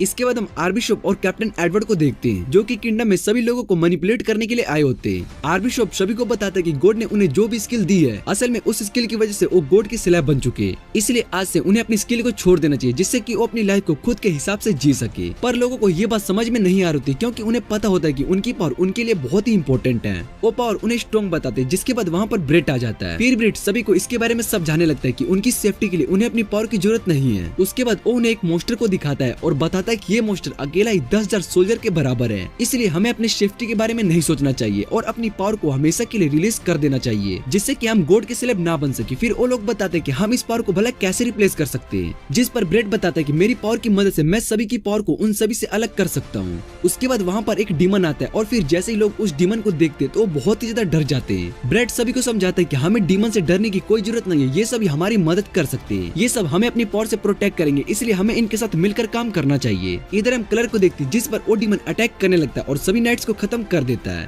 तभी वहाँ पर बैटरीज आ जाती है और दूसरी तरफ जब सिराग कैप्टन एडवर्ड को हरा रहा होता है, तब कैप्टन एडवर्ड को यकीन नहीं हो रहा होता कि उसकी पावर सिराग पर असर नहीं हो रही होती है। फिर सिराग एडवर्ड को बताता है कि पावर से ज्यादा लेवल मैटर करता है और मैंने अपने लेवल को बहुत ही बढ़ा लिया है। जैसे ही वो कैप्टन एडवर्ड को मारने के लिए जा रहे थे, तभी रूम के अंदर से एक डीमन आता है, जिसे देखकर सिराग कहता है कि ये हमारे साथ है, पर वो डीमन सिराग पर ही अटैक कर देता है। फिर हम देखते हैं कि वो अकीरा होती है और सिराग को देखकर ये यकीन नहीं हो रहा होता है। उसके बाद हम फ्लैशबैक में जाते हैं जहाँ पर अकीरा ने सब डीमंस पर अटैक कर दिया था, तब उसके ऊपर एक बैरियर बन गया। फिर अकीरा को याद आता है कि एलन ने उस पर कोई भी मैजिक स्पेल का यूज नहीं किया था। उसके बाद अकीरा ने उन सभी डीमंस को खत्म कर दिया और सीधा यहाँ पर आ गई। दूसरी तरफ ब्रिट सभी लोगों से उनकी पावर लेने के लिए रेडी हो चुका था और सोचने लगता है कि जब वो इन सब की पावर को ऑब्जर्व कर लेगा तब उसको कोई भी नहीं हरा पाएगा और वो इस किंगडम को अपने हाथ में कर लेगा। लेकिन ब्रिट वहाँ पर एलन को देखता है और उसको देखकर वो बहुत ही ज्यादा गुस्सा करने लगता है। फिर वो एलन से कहता है कि तुम जैसा फेलियर यहाँ पर क्या कर रहा है, कि एलन ब्रिट को रोकने के लिए आया होता है। पर ब्रिट एलन को वहाँ पर देखकर बहुत ही ज्यादा गुस्सा हो जाता है। फिर सभी लोगों के सामने ब्रिट की सच्चाई पता चल जाती है क्योंकि वो गुस्से में सभी को अपना असली मकसद बता देता है और ये सुनकर सभी लोग हैरान हो जाते हैं। फिर ब्रिट जोर जोर से हंसने लगता है और अपने मैजिक का यूज करके कुछ नाइट्स को कंट्रोल करने लगता है। वो उन सभी नाइट को कंट्रोल करके लोगों पर अटैक करने लगता है, लेकिन एलन उसके मैजिक को खत्म कर देता है। ये देखकर ब्रिट और भी ज्यादा गुस्सा हो जाता है कि एलन ने उसकी पावर को कैसे खत्म कर दिया, क्योंकि वो तो एक फेलियर था। जिसके बाद वो फिर से एलन पर अटैक करने के लिए जाता है, लेकिन एलन ब्रिट को एक जोर से पंच मारता है, जिससे कि ब्रिट जमीन पर नीचे गिर जाता है और बेहोश हो जाता है। फिर एलन रिस के पास आता है, जो कि एक बच्चे को बचा लेती है। उसके बाद एलन रिस को बताता है कि वो अपने फादर को रोकने के लिए जा रहा है, जिस पर रिस एलन से पूछती कि ये तो तुम्हारे लिए बहुत ही पेनफुल होगा, क्योंकि तुम अपने फादर से लड़ने के लिए जा रहे हो। फिर एलन रिस को बताता है कि वो एक फेलियर है, इसलिए उसको इन सब से कोई फर्क नहीं पड़ता है। इधर बैटरीज के सामने एक डीमन उस पर अटैक करने की कोशिश करता है, लेकिन तभी वहाँ पर मेलन आ जाती है और मेलन को वहाँ पर देखकर डीमन भी समझ जाता है कि ये वही लड़की है जिसे हॉर्स ने अपना स्लेव बनाया था। उसके बाद मेलन और बैटरीज उस डीमन को खत्म कर देते हैं, जिसके बाद वहाँ पर क्लर्क आता है और बैटरीज को उसकी हेल्प करने के लिए थैंक्स कहता है। फिर बैटरीज भी सभी नाइट और क्लर्क से कहती है कि हमें ये किंगडम को प्रोटेक्ट करना होगा। तभी वहाँ पर नोएल आ जाती है और वो अपने साथ बहुत सारे वेपन्स लेकर आई होती है। दूसरी तरफ अकीरा और एडवर्ड दोनों सिराग से लड़ रहे होते हैं। सिराग के पास डीमन की पावर को देखकर एडवर्ड सिराग से पूछता है कि तुम डीमन का साथ क्यों दे रहे हो, जिस पर सिराग एडवर्ड को बताता है कि मैं गॉड और इस किंगडम से अपना बदला लेने के लिए आया हूँ। एडवर्ड सिराग को समझाता है कि अगर मारियल यहाँ पर होती तो वो ये सब नहीं चाहती। फिर सिराग एडवर्ड को बताता है कि उसने मारियल की डेथ को रोकने की बहुत कोशिश की, पर वो ऐसा नहीं कर पाया, जिस वजह से उसने उस समय अपनी सारी उम्मीद खो दी। इसलिए वो उस बात को कभी भूल नहीं पाया, क्योंकि मारियल के साथ बहुत ही गलत हुआ था। फिर सिराग बताता है कि मारियल को गॉड गिफ्ट मिला था कि वो एक सीक्रेट मदर है, इसलिए वो जिस बच्चे को जन्म देगी वो एक हीरो बनेगा। लेकिन जिस बच्चे को मारियल ने जन्म दिया था वो एक फेलियर था। फिर उसके बाद मारियल की मौत हो गई और इन सब के पीछे गॉड की ही गलती है, क्योंकि अगर उसने उसके डेथ को लिखा था तो इस दुनिया को भी गायब हो जाना चाहिए। इसलिए मैं मारियल की मौत का बदला उन सब से लेकर आऊंगा। इतना कहने के बाद सिराग की बॉडी में से बहुत ही सारी पावर बाहर आने लगती है। अकीरा सिराग से कहती है कि तुम किसी अपने इंपोर्टेंट के चले जाने के बाद अपना दर्द नहीं सह पा रहे हो, इसलिए ये सब कह रहे हो, जिसे सुनने के बाद सिराग और भी ज्यादा गुस्सा हो जाता है। फिर वो अपनी पावर का यूज करके अकीरा पर अटैक करता है, लेकिन अकीरा उसको अटैक को ब्लॉक कर लेती है, पर वो अटैक बहुत ही ज्यादा स्ट्रॉन्ग होता है, जिस वजह से अकीरा दीवार में जाकर टकराती है। एडवर्ड को सिराग के अंदर से बहुत ही खतरनाक पावर फील हो रही होती है, जिस वजह से वो उसको रुकने के लिए कहता है, पर सिराग एडवर्ड पर भी अपनी पावर से अटैक करता है, जिससे कि डार्क एनर्जी एडवर्ड को घेर लेती है और फिर एडवर्ड को उस एनर्जी के अंदर सिराग की सैडनेस फील हो रही होती है, जिसके बाद वो सिराग के पास जाने लगता है और उससे माफी मांगता है। ये सुनकर सिराग भी नॉर्मल हो जाता है, पर तभी सिराग अपनी सोर्ड से एडवर्ड पर अटैक कर देता है, जिसके बाद एडवर्ड की वहीं पर मौत हो जाती है। फिर सिराग अकीरा को मारने के लिए उस पर अटैक करता है, पर तभी वहाँ पर एलन आकर अकीरा को बचा लेता है। एलन को वहाँ पर देखकर सिराग और भी ज्यादा गुस्सा हो जाता है और उससे कहता है कि तुम्हें यहाँ से चले जाना चाहिए, पर एलन उसकी बात नहीं मानता है और सिराग गुस्से में एलन पर अटैक कर देता है, लेकिन एलन उस अटैक को ब्लॉक करके खत्म कर देता है। और ये देखकर सिराग को यकीन नहीं हो रहा होता कि उसकी पावर का असर एलन पर क्यों नहीं हुआ। फिर वो एलन से पूछने लगता है कि तुम कौन हो, जिस पर एलन बताता है कि मैं एक फेलियर हूँ, जैसा आपने मुझे बताया था, पर मैं फेलियर होने के बाद भी मैं उन लोगों को नहीं छोड़ सकता हूँ जो मेरे साथ है, इसलिए मैं उन सभी की मदद करने के लिए यहाँ पर आया हूँ, और अगर मोम यहाँ पर होती तो वो भी ऐसा ही चाहती। ये सुनने के बाद सिराग और भी ज्यादा गुस्सा हो जाता है और एलन से कहता है कि तुम अपनी मोम के बारे में कुछ नहीं बोल सकते हो। फिर वो डार्क पावर से एलन पर अटैक करता है, जिससे कि एलन भी उनकी डार्क पावर के अंदर चला जाता है। उसके बाद एलन को भी अपने फादर की सभी यादें दिखाई देने लगती है, वो बहुत ही सैड मेमोरीज होती है। ये देखकर एलन को भी फील होने लगता है कि उसके फादर एक सेंसिटिव इंसान थे, पर एलन को ये बात कभी पता ही नहीं चली, क्योंकि एलन ने कभी अपने फादर को जानने की कोशिश नहीं की और उनकी फीलिंग को भी नहीं समझा, जिस वजह से एलन को भी कभी दर्द फील नहीं होता था, चाहे उसका कोई इंपॉर्टेंट ही क्यों न मर जाए। पर एलन इस बात के बारे में नहीं सोचता था, लेकिन अब एलन के पास ऐसे लोग जिनके बारे में वो सोचता है कि वो सभी उसके लिए बहुत ही इंपॉर्टेंट है, जिस वजह से एलन उन सभी को बचा कर रखेगा। फिर एलन अपनी पावर का यूज करके सिराग पर अटैक करता है और उनकी डार्क पावर से बाहर आ जाता है। इधर सिराग को भी और भी ज्यादा गुस्सा आ जाता है और उनकी पावर आउट ऑफ कंट्रोल होने लगती है, जिस वजह से पूरे किंगडम में डार्कनेस फैलने लगती है और इस किंगडम के सभी लोगों में डर फैलने लगता है। पर इस उन सभी को समझाती है कि डरने की कोई जरूरत नहीं है, ये सब जल्द ही ठीक हो जाएगा। इधर एलन भी अपनी पावर का यूज करके अपने फादर पर अटैक करता है। उसके बाद एलन उस डार्क पावर के सोर्स के पास पहुंचता है और वो अपने फादर से माफी मांगने लगता है कि वो उन्हें कभी भी नहीं समझ पाया। फिर एलन अपनी सोर्स से उस सोर्स पर अटैक करता है, जिससे कि वो सोर्स खत्म हो जाता है। उसके बाद सिराग के पास एक बटरफ्लाई आती है और सिराग की बॉडी हमेशा के लिए गायब हो जाती है। इधर किंगडम से भी सारी डार्क एनर्जी गायब होने लगती है। उसके बाद हम एलन को देखते हैं, जो कि किंग से मिलने के लिए आया होता है। किंग एलन को उसकी मदद करने के लिए थैंक्स कहते हैं। फिर किंग एलन से पूछते हैं कि उसको इस बहादुरी के लिए क्या चाहिए, उसको कुछ भी देने के लिए रेडी है। इसलिए किंग एलन को वेस्टलैंड का ड्यूक बनने का ऑफर देते हैं, पर एलन इस ऑफर को मना कर देता है। फिर जब किंग से एलन इस बारे में पूछते कि उसने ये ऑफर रिजेक्ट क्यों किया, जिस पर किंग बताते कि मैंने एलन के बारे में बहुत ही सुना है कि वो मेरी बेटी को बहुत पसंद करता है, लेकिन एलन ने इस किंगडम के साथ साथ मेरी सबसे कीमती चीज को भी बचाया, इसलिए मैं उसका एहसान कभी भी नहीं भूलने वाला हूँ।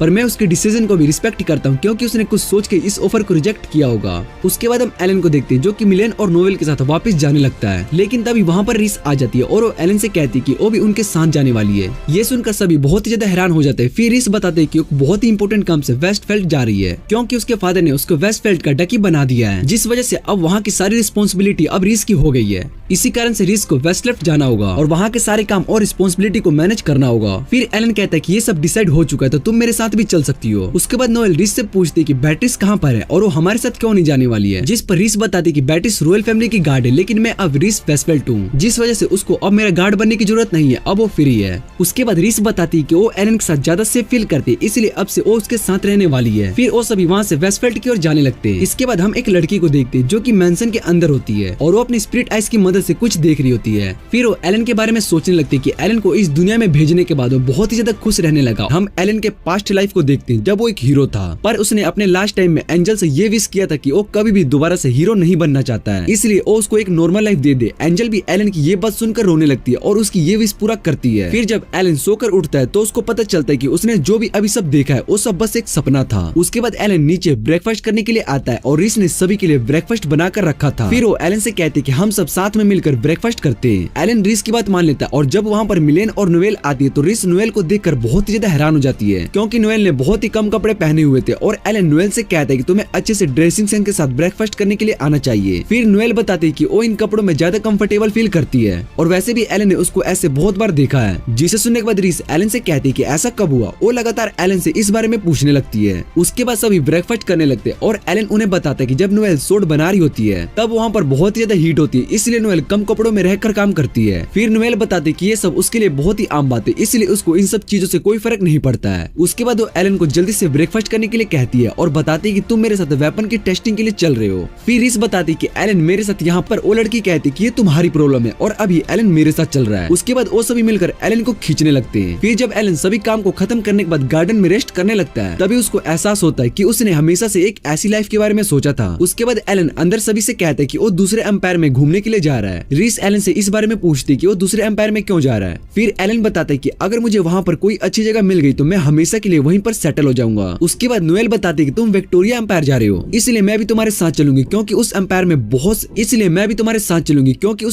बहुत सारे ब्लैक स्मिथ रहते हैं, जिस वजह से मुझे वहाँ पर कुछ नया सीखने के लिए मिलने वाला है। एलन नोएल से पूछता है कि तुम मेरे साथ क्यों जाने वाली हो। फिर नोएल एलन से कहती है कि अकेले ऐसी दूसरी जगह पर जाना बोरिंग है, इसलिए हम सभी साथ में चलते हैं। एलन को भी नोएल की बात ठीक लगी और उस सभी को साथ लेकर जाने के लिए मान जाता है। उसके बाद एलन रीस से इस बारे में पूछता है, जिस पर रीस बताती है कि उसको बहुत सारे काम है, इसलिए मैं शायद से नहीं आ पाऊंगी और उसने बैट्रिस को वहाँ पर सभी काम को देखने के लिए पहले ही बुला लिया था, जिस वजह से वो एलन के साथ विक्टोरिया एम्पायर जा सकती है। बैट्रिस को ये सुनकर बहुत ही ज्यादा दुख होता है कि रीस उसको दोबारा से छोड़कर जा रही है। उसके बाद की झटके में खत्म कर देता है, जिसके बाद वो सभी कहते हैं कि हम एलन के साथ हैं, इसलिए हमें ये बात नहीं भूलनी चाहिए कि एलन के लिए ये सब कुछ बहुत ही आसान है। फिर एलन उन सभी को उसकी तारीफ के लिए थैंक्स कहता है और सभी आगे जाने लगते हैं। उसके बाद वो सभी एक टाउन में पहुंचते हैं और उन्हें वो टाउन बहुत ही अच्छा लगता है, इसलिए वो सभी टाउन में घूमने लगते हैं। तभी यूनिट है, इसलिए तुम्हें उन सभी से बच के रहना होगा और तुम्हें जल्दी से यहाँ से चले जाना चाहिए। इतना कहने के बाद हेनरिट वहाँ से चली जाती है और देखने के लिए जा सकती है और मैं तुमसे थोड़ी देर बाद आकर मिलता हूँ। उसके बाद वो सभी सोचने लगते कि उन्हें एलन का वेट करना चाहिए। इधर एलन हेनरिट के पास आता है और उससे पूछते कि तुम ये सब मुझे किस रीजन से बता रही हो, जिस पर हेनरिट एलन से पूछते कि तुम कहना क्या चाहते हो। फिर एलन बताता है कि तुम पिछले लाइफ में एक एंजल थी और तुम गॉड से रिलेटेड हो, इसलिए ये सब तुम मुझे क्यों बता रही हो। फिर हेनरिट बताते कि पिछले लाइफ में मुझे तुम्हारी बहुत फिक्र थी, इसलिए जब तुमने मुझसे रिक्वेस्ट की थी कि तुम्हें एक पीसफुल लाइफ चाहिए तो मैंने तुम्हें वो लाइफ दे दी है। उसके बाद एलन उससे पूछते कि तुम यहाँ पर क्या कर रही हो, जिस पर वो बताती कि गॉड ने मुझे भी इस दुनिया में भेज दिया है। फिर एलन उससे कहता है कि तुम मेरे लिए परेशान हो, इसलिए तुमने भी इस दुनिया में आने का डिसाइड किया। जिसे सुनने के बाद हेनरिट एलन से कहती है कि तुम्हें जो सोचना है वो तुम सोच सकते हो, पर मैं तुम्हें पहले ये वार्निंग दे देती हूँ कि अगर तुम्हें पीसफुल लाइफ चाहिए तो यहाँ से चले जाना चाहिए। इतना कहने के बाद हेनरिट वहाँ से चली जाती है।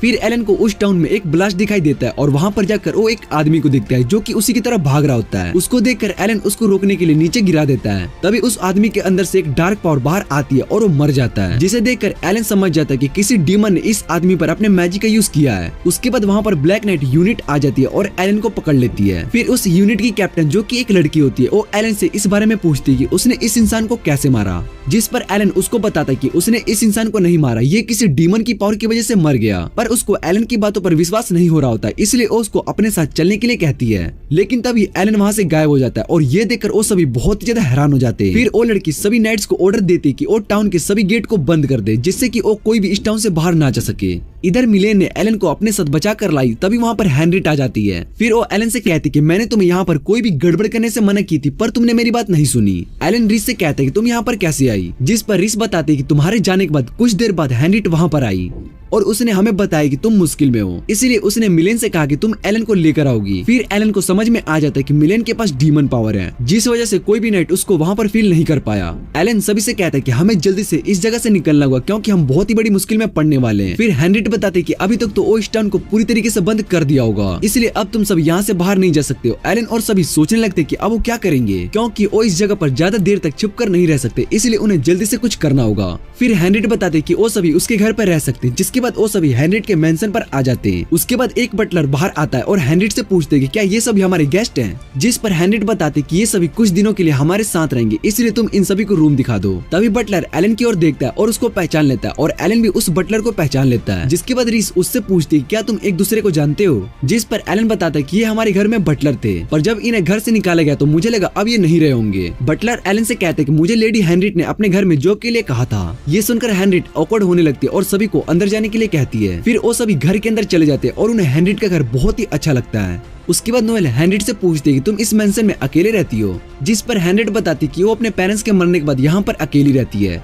क्योंकि उनके पेरेंट्स का एक ही चाइल्ड था और वो मैं थी। फिर एलन हेनरिट से इस टाउन के नाइट के बारे में पूछता है, जिस पर हेनरिट बताते कि यहाँ के एम्पायर का मर्डर हो चुका है, इसलिए यहाँ की सिक्योरिटी बहुत ही ज्यादा हाई कर दी गई है। फिर नोएल हेनरिट से पूछती कि तुम ये बातें हमें क्यों बता रही हो, ये तो बहुत ही इंपॉर्टेंट बात है। जिस पर हेनरिट बताते कि तुम ये सीक्रेट किसी को भी नहीं बताओगी, इसलिए ये मुझे बात पता है, इसलिए मैंने तुम्हें इस बारे में बताया। उसके बाद रात को जब एलन अपनी विंडो पर होता है, तभी रूम में हेनरिट आ जाती है। एलन हेनरिट को बताता है कि एम्पायर को किसी डीमन नहीं मारा हुआ, क्योंकि इंसान ऐसा नहीं कर सकता है, क्योंकि एम्पायर के पास बहुत सारे गार्ड्स होते हैं और उन सब से बचकर कोई डीमन ही किंग को मार सकता है। हेनरिट को भी एलन की बात पर भरोसा था कि इन सब के पीछे जरूर कोई डीमन ही होगा। फिर एलन हेनरिट से पूछते कि तुम मुझे कब से देख रही हो। हेनरिट से कहता है कि तुम्हें मेरे बारे में सब कुछ पता है, क्योंकि तुम मुझे बहुत सालों से देख रही हो, वरना तुम्हारे बटलर के बारे में कैसे पता चलता कि उसको घर से निकाल दे गया और तुमने उसको अपने यहाँ पर जॉब रख लिया। फिर वो हेनरिट को बताते कि तुम मुझसे टाउन में जानबूझकर टकराई थी और ब्लैक नाइट के बारे में वार्न किया, इसलिए ये सब एक कोइंसिडेंस नहीं है। जिस पर हेनरिट बताते कि ये सब एक कोइंसिडेंस है। इतना कहने के बाद वो वहाँ से चली जाती है। फिर वो अपने रूम में आने के बाद याद करने लगती कि उसने एलन को बहुत सालों से देखा है, क्योंकि एलन की पिछली लाइफ बहुत ही खराब थी, इसलिए वो नहीं चाहती थी कि एलन के साथ दोबारा से ऐसा हो, जिस वजह से उसने एलन को इस दुनिया में भेज दिया। और एलन यहाँ पर ऐसे लोगों से मिला जिसने उसको स्माइल करना सिखाया। एलन को स्माइल करते हुए देख हेनरिट बहुत ही खुश हो जाती थी,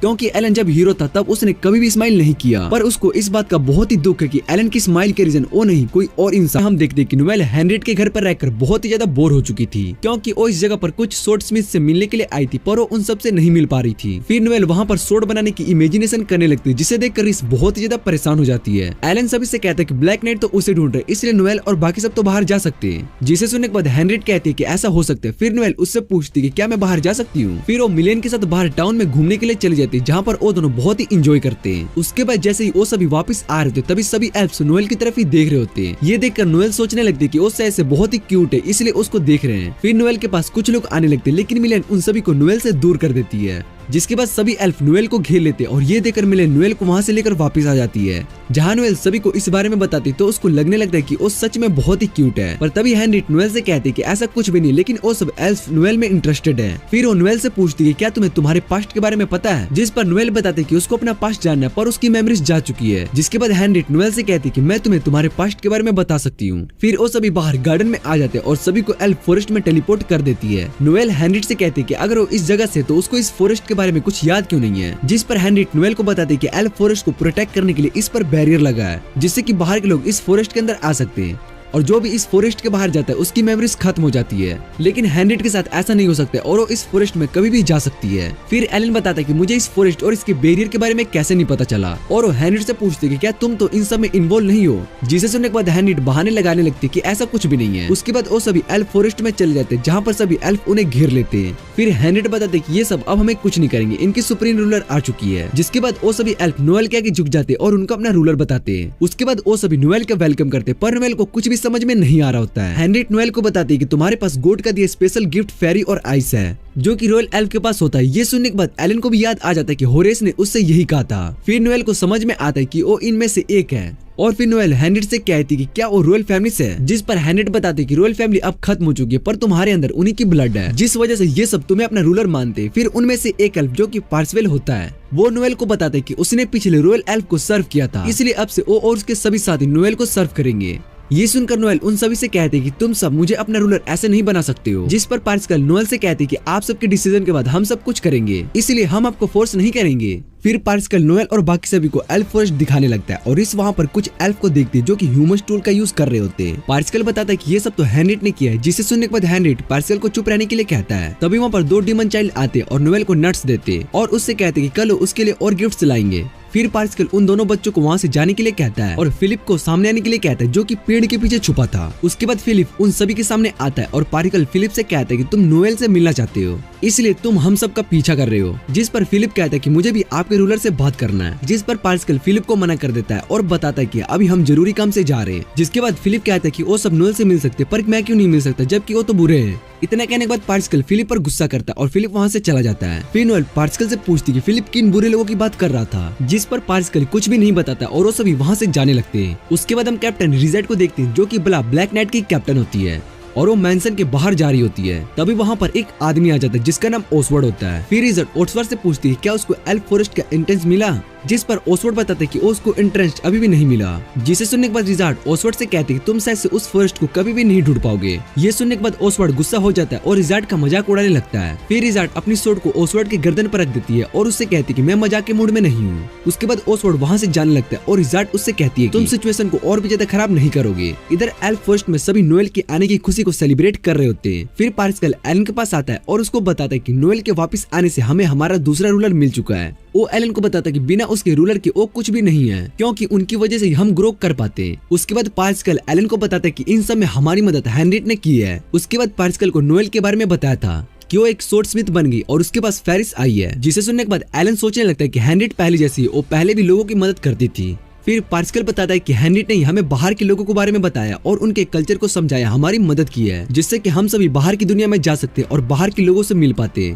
एलन पार्सिकल से उन डीमन चाइल्ड के बारे में पूछता है, जिसे सुनने के बाद पार्सिकल एलन से कहता है कि तुम्हें उनके बारे में पता है। फिर वो एलन को बताता है कि स्ट्रॉन्ग लोग ही डीमन की ऑरा को फील कर पाते। एलन पार्सिकल से कहता है कि उसको डीमन से कोई दुश्मनी नहीं है, पर वो जानता है कि एल्फ डीमन के साथ क्यों रह रहे हैं। फिर वो पार्सिकल से पूछता है कि क्या इन सब के पीछे कहीं हेनरिट तो नहीं है, जिस पर पार्सिकल एलन को बताता है कि 3 साल पहले हेनरिट ने डीमन चाइल्ड को यहाँ पर लाया। हेनरिट ने सभी से कहा कि वो उन डीमन को अपने साथ रख सकते क्योंकि उन डीमंस का अपना कोई नहीं था, पर बहुत लोग उनके खिलाफ थे और हेनरिट ने बताया था कि अगर एल्फ सभी रेसेस के लोगों के साथ रहे तो वो बिना रूलर के भी ग्रो कर सकते, जिसके बाद सभी एल्फ हेनरिट की बात मान लेते और वो थोड़े चेंज होने लगते। उसके बाद एलन और सभी रात को बैठकर बातें करने लगते। मिलेन नोएल से पूछती कि क्या वो यहाँ पर रहने वाली है, जिस पर नोएल बताते कि उसने कुछ डिसाइड किया है। फिर सभी अपने रूम में सोने के लिए चले जाते और एलन जाते हुए हेनरिट को कुछ इशारा करता है, जिसके बाद नोएल सोचने लगते कि जब वो वेंसिया के साथ थी तब उसका गोल था कि वो वेंसिया का ड्रीम पूरा करेगी, जो कि एक डिवाइन सोर्ड बनाना था। नोएल ने उस ड्रीम को पूरा कर दिया। अब वो सोचने लगती कि उसका गोल अब पूरा हो चुका है, तब वो क्या करे। इसके बाद नोएल बाहर चली जाती है। इधर एलन भी विंडो से नोएल को देख रहा होता है। तभी रूम में हेनरिट आ जाती है। हेनरिट एलन से पूछती है कि तुमने मुझे रूम में आने के लिए क्यों कहा, जिस पर एलन बताता है कि मुझे अकेले में तुमसे कुछ कहना था। पर हेनरिट इस बात का गलत मतलब समझ लेती है और सोचने लगती है कि शायद से एलन उसको यहाँ पर रोमांस के लिए बुलाया है। तभी एलन हेनरिट को वापस जाने के लिए कहता है और ये सुनकर हेनरिट एलन पर बहुत ही गुस्सा हो जाती है। फिर वो वहाँ बेड पर बैठकर एलन से पूछती है कि तुमने मुझे यहाँ पर किस लिए बुलाया है। एलन हेनरिट से डीमन चाइल्ड के बारे में पूछता है, जिस पर हेनरिट एलन को बताते कि डीमंस की रेसेस अब अलग होती है।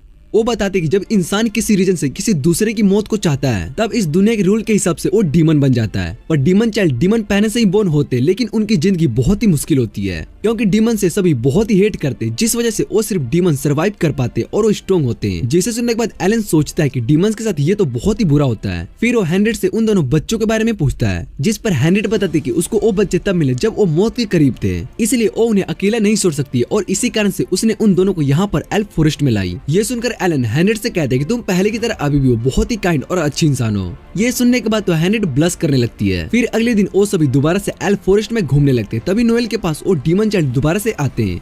और नोएल को एक स्टोन देते। फिर हेनरिट बताते कि ये एक स्पिरिट स्टोन है, पर तभी फिलिप वहाँ पर आ जाता है और उस स्टोन को नीचे फेंक देता है। उसके बाद फिलिप उन दोनों बच्चों को बुरा कहता है और बताता है कि तुम दोनों एक डीमन हो। जिसे सुनने के बाद वो दोनों रोने लगते हैं। फिर पार्सिकल फिलिप को डांटने लगता है, जिसके बाद फिलिप वहाँ से भाग जाता है। फिर एलन हेनरिट से कहता है कि एक एल्फ डीमन से बहुत ही हेट करते हैं, जिस पर हेनरिट बताते कि एल्फ ही नहीं बल्कि सभी रेसेस के लोग डीमंस को पसंद नहीं करते। फिर हेनरिट वहाँ से जाने लगती है और एलन उससे पूछते तुम कहाँ जा रही हो, जिस पर हेनरिट बताती कि वो कुछ काम के लिए जा रही है। जिसके बाद हेनरिट फिलिप के पास आ जाते। फिर वो फिलिप को समझाती है कि डीमन चाइल्ड बुरे नहीं होते हैं, वो भी तुम्हारी तरह एक एल्फ रूलर से बात करना चाहते हैं, जिस वजह से तुम्हें उनके साथ रूड नहीं होना चाहिए। फिलिप हेनरिट की बात सुनने के बाद कहता है कि वो उन दोनों से जाके माफी मांगेगा। फिर हेनरिट वहाँ से चली जाती है और इधर फिलिप के पास ओसवर्ड आ जाता है और उसको पकड़ लेता है। ओसवर्ड फिलिप से कहता है कि अब तुम मुझे एक एल्फ फॉरेस्ट में जाने का रास्ता बताओगे। हम देखते हैं कि एलन सभी के साथ एल्फ फॉरेस्ट में रह रहा होता है, जहाँ पर वो सभी लंच कर रहे होते हैं और उन्हें वहाँ का खाना बहुत ही अच्छा लगता है। तभी हेनरिट नोएल की ओर देखती है जो कि खाना नहीं खा रही होती है, जिसे देखकर हेनरिट एलन से इस बारे में पूछती कि वो खाना क्यों नहीं खा रही है,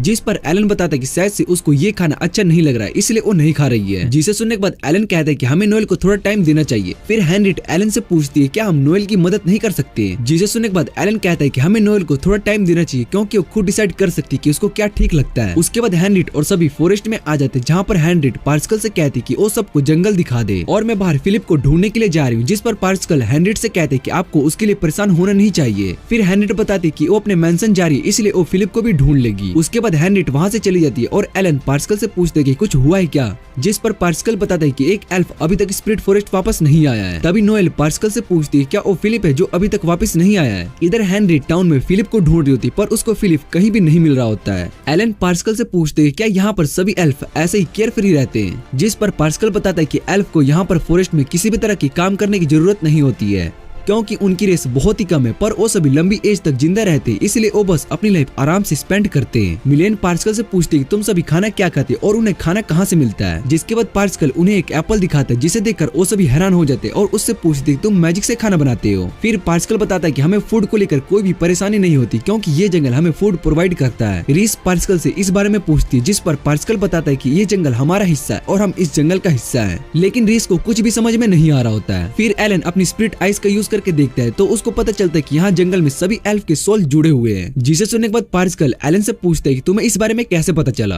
एलन बताता है कि उसने इस बारे में पहले से ही सेंस कर लिया था। फिर पार्सिकल उन्हें बताता है कि हम सभी एल्फ इसी जंगल में जन्म लेते हैं और इसी में मरते हैं, इसलिए हमारे मरने के बाद सभी इस जंगल का पार्ट बन जाते और हमारी जरूरतों को पूरा करते हैं। एलन को ये सुनकर बहुत ही अच्छा लगता है कि इस जंगल में पीसफुल लाइफ है और फूड की कोई भी टेंशन नहीं है। पार्सिकल नोएल से पूछते हैं क्या आपने यहाँ पर रहने के बारे में सोच लिया है मास्टर। जिस पर नोएल पार्सिकल से कहते कि मैं अभी तुम्हारी मास्टर नहीं हूँ और मैं इस बारे में अभी सोच रही हूँ। फिर एलन पार्सिकल से पूछते क्या वो इस जंगल में रह सकता है। जिसे सुनने के बाद रीस एलन से पूछती तुम इस जंगल में क्यों रहना चाहते हो। एलन बताता है कि उसको ऐसी जगह रहने के लिए चाहिए थी जहाँ पर वो अपनी लाइफ पीसफुल जी सके और जंगल उसके लिए बेस्ट है। जिसे सुनने के बाद पार्सिकल एलन से कहता है कि ये जंगल तुम्हें यहाँ रहने की परमिशन दे सकता है। फिर एलन पार्सिकल से पूछते है कि उन डीमन चाइल्ड को रहने की परमिशन जंगल ने दिया है। पार्सिकल बताता है कि हेनरिट ने हमें उन्हें इस जंगल में रहने के लिए कहा है, पर उसने कहा है कि हम इन्हें कम टाइम तक ही रहने दे सकते हैं, जिस पर सभी मान गए। फिर एलन ये सुनने के बाद पार्सिकल से कहते हैं कि वो भी इस जंगल को, जिस पर सभी मान गए। और ये सुनने के बाद एलन पार्सिकल से कहते हैं कि वो भी इस जंगल पर थोड़े टाइम के लिए रहेगा। फिर वो पार्सिकल से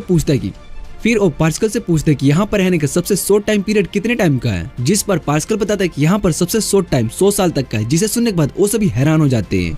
फिर उन्हें याद आता है कि एल्फ तो बहुत ही सालों तक जिंदा रह सकते, इसलिए उनके लिए 100 साल तो बहुत ही कम है। उसके बाद पार्सिकल को सेंस होता है कि कोई जंगल में आया है। फिर एलन बताता है कि शायद से वो हेनरिट होगी। पार्सिकल बताता है कि जंगल उस इंसान के बारे में कुछ भी नहीं जानता है और वैसे भी इस जंगल में अपने अथॉरिटी काफी लोगों की दी गई है, इसलिए पार्सिकल नोएल से माफी मांगता है कि वो उन्हें ये फॉरेस्ट अभी नहीं दिखा सकता है। इतने कहने के बाद वो वहाँ से चला जाता है और एलन भी उन्हें वापस चलने के लिए कहता है। वो उन्हें बताता है कि शायद से कोई टाउन का इंसान हमें यहाँ पर देख लेगा तो हमारे लिए बहुत ही बड़ी परेशानी खड़ी हो जाएगी। जिसे सुनने के बाद नोएल को याद आता है कि एलन के पीछे तो उस एम्पायर के ब्लैक नाइट पड़े हुए हैं। फिर वो एलन से पूछती है क्या तुम इसी रीजन की वजह से जाना चाहते हो क्योंकि तुम नहीं चाहते हो कि कोई तुम्हें पहचान ले। उसके बाद वो सभी वापस आ जाते। फिर एलन उन सभी से कहता है कि वो इस जंगल पर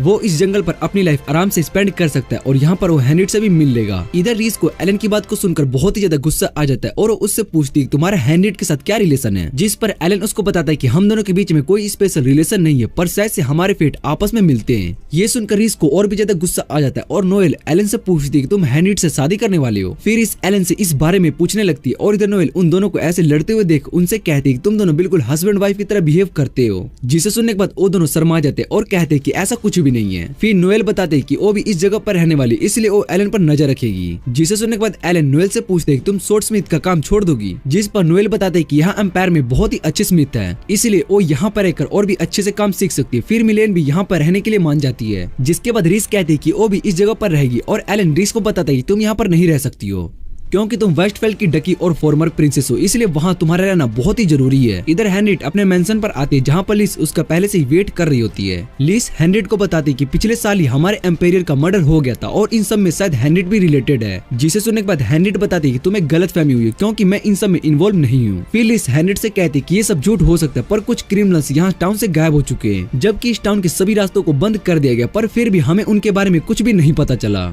इसलिए मुझे इस बात पर पूरा यकीन है कि उन सब के गायब होने में तुम्हारा ही हाथ है। जिसे सुनने के बाद हेनरिट बहुत ज्यादा हैरान और परेशान हो जाती है। तभी रूम में ब्लैक नाइट्स आ जाते और पूरे मेंशन में सर्च करना शुरू कर देते। इधर दूसरी तरफ पार्सकल भी उस इंसान से मिलने के लिए आ जाता है जो कि जंगल में आने की कोशिश कर रहे थे। तभी पार्सकल को वहाँ पर फिलिप दिखाई देता है और वो अपनी गलती के लिए पार्सकल से सॉरी कहता है, जिसे सुनने के बाद पार्सकल देखते है कि वो इंसान तो एक ब्लैक नाइट है। जिसके बाद वो हेनरिट की कई बातों को याद करने लगता है। हेनरिट ने पहले ही पार्सकल को ब्लैक नाइट के बारे में बताया था जो कि बहुत ही बुरे होते, अगर गलती से भी एल्फ उनके सामने आ गए और वो उनसे लड़ने की कोशिश की तो वो तुम सभी को खत्म कर देंगे। फिर ओसवर्ड पार्सकल से पूछते हैं क्या यहाँ पर क्रिमिनल्स आए हैं जिन्हें तुमने एल्फ फॉरेस्ट में छिपा कर रखा है, जिसे सुनने के बाद पार्सकल को समझ में आ जाते कि वो एलन के बारे में बात कर रहा है, इसलिए वो ओसवर्ड को साफ मना कर देता है और बताता है कि यहाँ पर कोई भी क्रिमिनल्स नहीं आया है। फिर ओसवर्ड गुस्से में पार्सकल को मारने के लिए जा रहा था, तभी वहाँ पर डीमन चाइल्ड्स आ जाते। वो ओसवर्ड को कुछ फ्रूट्स देते और उन्हें देखकर ओसवर्ड हैरान हो जाता है और कहते हैं कि यहाँ पर तुमने डीमंस को भी छुपा कर रखा है। फिर ओसवर्ड उन सभी पर अपने फायर मैजिक से अटैक करता है, जिससे कि वहाँ जंगल में ब्लास्ट हो जाता है। इधर नोएल को भी ये सब फील हो जाता है। फिर वो अपने साथ में रखे हुए उन स्टोन को देखने लगती है जो उनको उन डीमन चाइल्ड ने दिया था और नोएल को महसूस हो जाता है कि वो सभी शायद से खतरे में है, इसलिए वो उन्हें बचाने के लिए चली जाती है। और इधर एलन सोच रहा होता है कि उसको क्या करना चाहिए क्योंकि पिछली लाइफ में वो एक हीरो था जो सबकी मदद करता था और इस लाइफ में वो हीरो नहीं है। तभी रिस एलन से पूछती है क्या वो ठीक है, जिस पर एलन बताता है कि हाँ वो ठीक है। फिर वो दोनों भी नोएल के पीछे जाने लगते हैं और इधर पार्सकल ने अपने मैजिक का यूज करके उन दोनों डीमंस को बचा लिया होता है, जिसके बाद वो उन्हें वहां से जाने के लिए कहता है और वो खुद ओसवर्ड से लड़ने लगता है। ओसवर्ड बहुत ज्यादा स्ट्रॉन्ग होता है और वो पार्सकल पर लगातार अपने मैजिक से अटैक किए जा रहा होता है, जिससे कि पार्सकल बहुत ज्यादा घायल हो जाता है। फिर ओसवर्ड उन दोनों डीमन चाइल्ड के पास आता है और उन्हें मारने की कोशिश करता है, लेकिन तभी उसके सर पर एक हैमर गिरता है जो कि नोएल ने फेंका होता है। नोएल को वहां पर देखकर बच्चे और पार्सकल दोनों बहुत ज्यादा खुश हो जाते हैं। ओसवर्ड नोएल से पूछते हैं क्या तुम इन सभी के लीडर हो, जिस पर नोएल बताते हैं कि वो बस एक स्मिथ है। फिर मिलेन उसको बताते हैं कि वो नोएल की शॉप क्लर्क है, जिसे सुनने के बाद ओसवर्ड उन दोनों पर अपने मैजिक से अटैक करने लगता है, लेकिन मिलेन नोएल को बचाकर वहां से भागने लगती है और इधर पार्सकल भी अपने स्वॉर्ड से ओसवर्ड पर अटैक करने के लिए जा रहा होता है, लेकिन ओसवर्ड को पहले ही पता चल गया होता है और वो पार्सकल के अटैक से बच जाती है। उसके बाद वो पार्सकल को मारने के लिए उस पर अटैक करता है, लेकिन तभी इतने में वहाँ पर एलन आ जाता है। एलन अपनी स्पिरिट आइस का यूज करता है, जिससे कि उस पर ओसवर्ड का कोई भी असर नहीं होता है। ये देखकर ओसवर्ड बहुत ज्यादा हैरान हो जाता है और ओसवर्ड अपने मैजिक से नोएल पर अटैक करता है, लेकिन एलन उसके अटैक को रोक देता है। और ये देखकर ओसवर्ड एलन से पूछते हैं क्या तुम्हें मेरी पावर दिखाई दे रही है, जिस पर एलन बताता है कि उसकी आंखें बहुत ही तेज है और इसलिए उसकी आंखों से कोई भी नहीं बच पाता है। इसके बाद एलन ओसवर्ड से लड़ने लगता है और उसको मारकर बेहोश कर देता है। उसके बाद वो सभी बहुत ही ज्यादा खुश हो जाते हैं और फिलिप उन दोनों डीमन चाइल्ड के पास आता है और उनसे बात करने लगता है। ये देखकर एलन और इस बहुत ही ज्यादा खुश हो जाते हैं कि एल्फ को डीमन से कोई परेशानी नहीं है। फिर एलन बताता है कि अच्छा वो यहाँ पर हेनरिट नहीं है, क्योंकि अगर उसने ये सब देख लिया तो बहुत ही ज्यादा गुस्सा हो जाती। तभी एलन देखता है कि हेनरिट उसको पीछे से देख रही है और वो एलन पर बहुत ही ज्यादा गुस्सा करने लगती है और कहती है कि तुमने फिर से गड़बड़ कर दी। पर उसको इन सब से ज्यादा गुस्सा नहीं आता और वो एलन से कहती है कि टाउन के सभी रास्ते वापस से खुल चुके हैं, इसलिए अब एलन यहाँ से जा सकते हैं। और एलन को ये सब सुनकर बहुत ही अजीब लग रहा होता है। फिर शाम को वो सभी जाने के लिए रेडी हो जाते और नोएल पार्सकल से कहते कि उसका जाना जरूरी है क्योंकि उसको अभी बहुत कुछ सीखना है, इसलिए वो अभी उनकी मास्टर बनने के लायक नहीं है। पार्सकल नोएल की बात समझ जाता है और उससे कहते हैं कि आप यहाँ पर कभी भी आ सकते हो, जिसे सुनने के बाद नोएल वहाँ से चली जाती है। इसके बाद सभी कैरेज में अपना सामान रख कर जाने के लिए रेडी हो जाते हैं। फिर इस कहती है कि वो हेनरिट से मिलकर जाना चाहती है क्योंकि हेनरिट ने उनकी बहुत ही मदद की थी, इसलिए वो उसको थैंक्स कहना चाहती है। जिसके बाद एलन रीस को बताता है कि वो अगली बार जब उससे मिलेंगे तो उसको थैंक्स कह देंगे और वैसे भी हेनरिट को ये सब फॉर्मेलिटीज अच्छी नहीं लगती है। तभी उनके पास एक लड़का आता है और उनसे हेल्प मांगने लगता है कि वो उसकी बड़ी बहन को बचा ले। रीस उससे पूछती है कि तुम कौन हो, जिस पर वो उन्हें अपना नाम कुर्टिस लिनविस्ट बताता है। ये सुनकर वो सभी बहुत ही ज्यादा हैरान हो जाते हैं क्योंकि उसकी बड़ी बहन हेनरिट होती है और कुर्टिस उनसे रिक्वेस्ट करता है कि वो हेनरिट को बचा ले। जिसके बाद वो सभी को कैफे में पूरी बात बताता है कि उसकी बड़ी बहन को ब्लैक नाइट ले गए क्योंकि उन्हें लगा कि एम्पायर को मारने में हेनरिट भी इन्वॉल्व है। जिसे सुनने के बाद नोएल कहती है कि हमें जल्द से हेनरिट को बचा कर लाना होगा और उसको इनोसेंट प्रूफ करना होगा। फिर कुर्टिस बताता है कि ये सब करना इतना आसान नहीं है क्योंकि बहुत सारे रॉयल फैमिलीज हेनरिट को पसंद नहीं करते, इसलिए वो हर एविडेंस को खत्म करने की पूरी कोशिश करेंगे। जिसके बाद रीस कहते हैं कि हेनरिट तो बहुत ही स्मार्ट और काइंड है, तो सभी लोग उससे हेट क्यों करते हैं। जिस पर कुर्टिस बताता है कि मेरी बड़ी बहन बहुत ही टैलेंटेड है, इसलिए वो सभी रॉयल फैमिलीज उससे जलते हैं। एलन कुर्टिस से पूछते हैं क्या तुम्हारी फैमिली में कोई और नहीं है जिनसे तुम मदद मांग सको। कुर्टिस बताता है कि हमारी फैमिली को आइसोलेटेड कर दिया गया, इसलिए हमारी कोई भी मदद नहीं कर सकता है। फिर इसको याद आता है कि हेनरिट ने उन्हें बताया था कि उनके पेरेंट्स के जाने के बाद वो उनकी फैमिली में अकेली बच गई, इसलिए रीस को इस बात पर डाउट हो रहा होता है कि कुर्टिस हेनरिट का भाई कैसे हो सकता है क्योंकि हेनरिट तो अपने पेरेंट्स की सिंगल चाइल्ड थी, इसलिए ऐसा कैसे हो सकता है। फिर कुर्टिस उन सभी को सॉरी कहता है कि उन्हें इन सब में इन्वॉल्व कर रहा है, पर वही है जो उसकी बड़ी बहन की मदद कर सकते हैं। उसके बाद हम एलन को देखते जो कि कुछ सोच रहा होता है, तभी रीस और सभी उसके पास आते।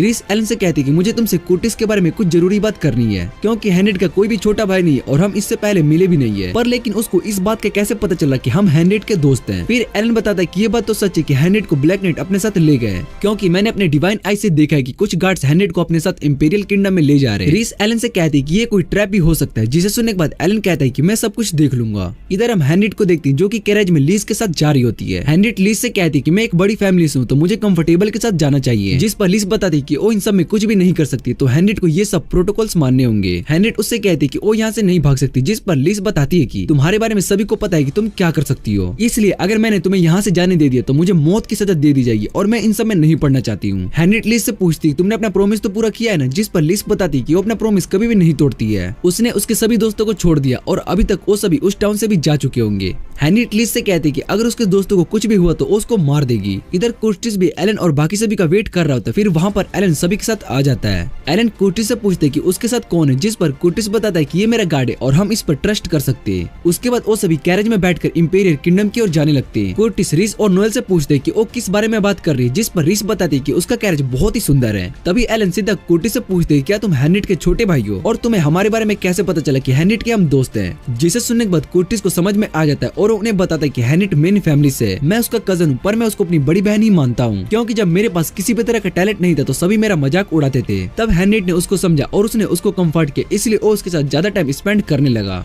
क्योंकि मुझे हेनरिट के साथ टाइम स्पेंड करके बहुत ही अच्छा लगता था और मैंने तुम सभी को उससे मिलते हुए देखा और मुझे पता चला कि तुम सभी उसके दोस्त हो। ये सुनने के बाद सभी को कुर्टिस की बातों पर यकीन हो गया होता है और वो उनकी मदद करने के लिए मान जाते हैं। फिर कुर्टिस एलन से पूछते हैं कि हेनरिट और उसके बीच में क्या रिलेशन है, जिस पर नोएल पूछती है कि तुम दोनों एक दूसरे को तो बहुत ही अच्छे से जानते हो, इसलिए तुम दोनों को तो पता ही होगा कि उनके बीच में क्या रिलेशन होगा। जिसे सुनने के बाद रीस इधर गुस्सा हो जाती है और एलन बताता है कि ऐसा कुछ भी नहीं है। उसके बाद हम हेनरिट को देखते हैं जो कि लीज से बात कर रही होती है। लीज हेनरिट से कहती है कि सभी रॉयल फैमिलीज उन्हें पसंद नहीं करती, इसलिए वो तुम्हें खत्म करने के लिए कुछ भी कर सकती है। पर हेनरिट को ये सभी बात पहले से ही पता थी, इसलिए उसको कुछ भी फर्क नहीं पड़ता है। वो सिर्फ एलन और बाकी सभी के बारे में सोच रही होती है क्या वो सभी ठीक होंगे। इसके बाद हम कुछ लोगों को देखते हैं जो कि इंपीरियल किंगडम के गेट के सामने खड़े होते हैं। इंपीरियल किंगडम में इस समय सभी को जाने से मना कर दिया गया होता है। कुर्टिस इस बात से परेशान हो रहा होता है कि अब वो अपनी बड़ी बहन को कैसे बचा पाएगा। एलन कुर्टिस को समझाता है कि शायद से किसी और रीजन की वजह से ये सब हो रहा होगा, इसलिए सबसे पहले हमें इस बारे में पता लगाना होगा। कुर्टिस एलन से कहता है कि हम आज यहीं पर होटल में रुक सकते हैं। नोएल और बाकी सब एलन के साथ इस बारे में पता लगाने के लिए जा रहे होते हैं। तभी कुर्टिस उन्हें बताता है कि नोएल और मिलेन एलन के साथ नहीं जा सकते क्योंकि इस किंगडम में एल्फ और दूसरी रेयर रेसेस के लोग ऐसे नहीं घूम सकते,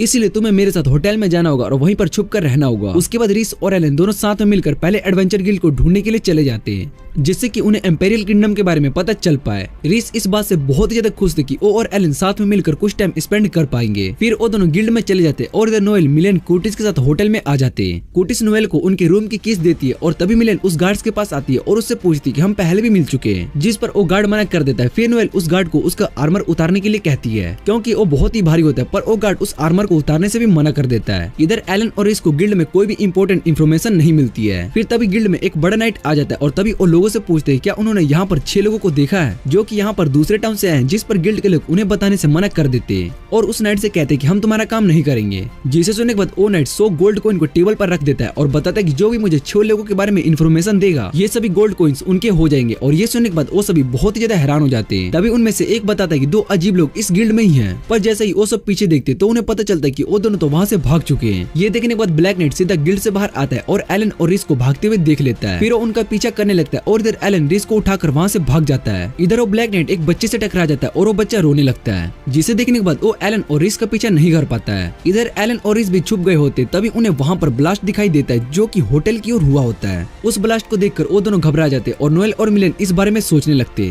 फिर वो दोनों जल्दी से उस होटल के पास जाते और वहाँ पर ओसवर्ड को देखते जिसने नोएल और मिलेन को पकड़ कर रखा था। ये देखकर एलन बहुत ही ज्यादा हैरान हो जाता है और ओसवर्ड उससे कहता है कि मैं तुमसे अब बदला लेने वाला हूँ। और इसी के साथ ये एपिसोड यहीं पर एंड हो जाता है।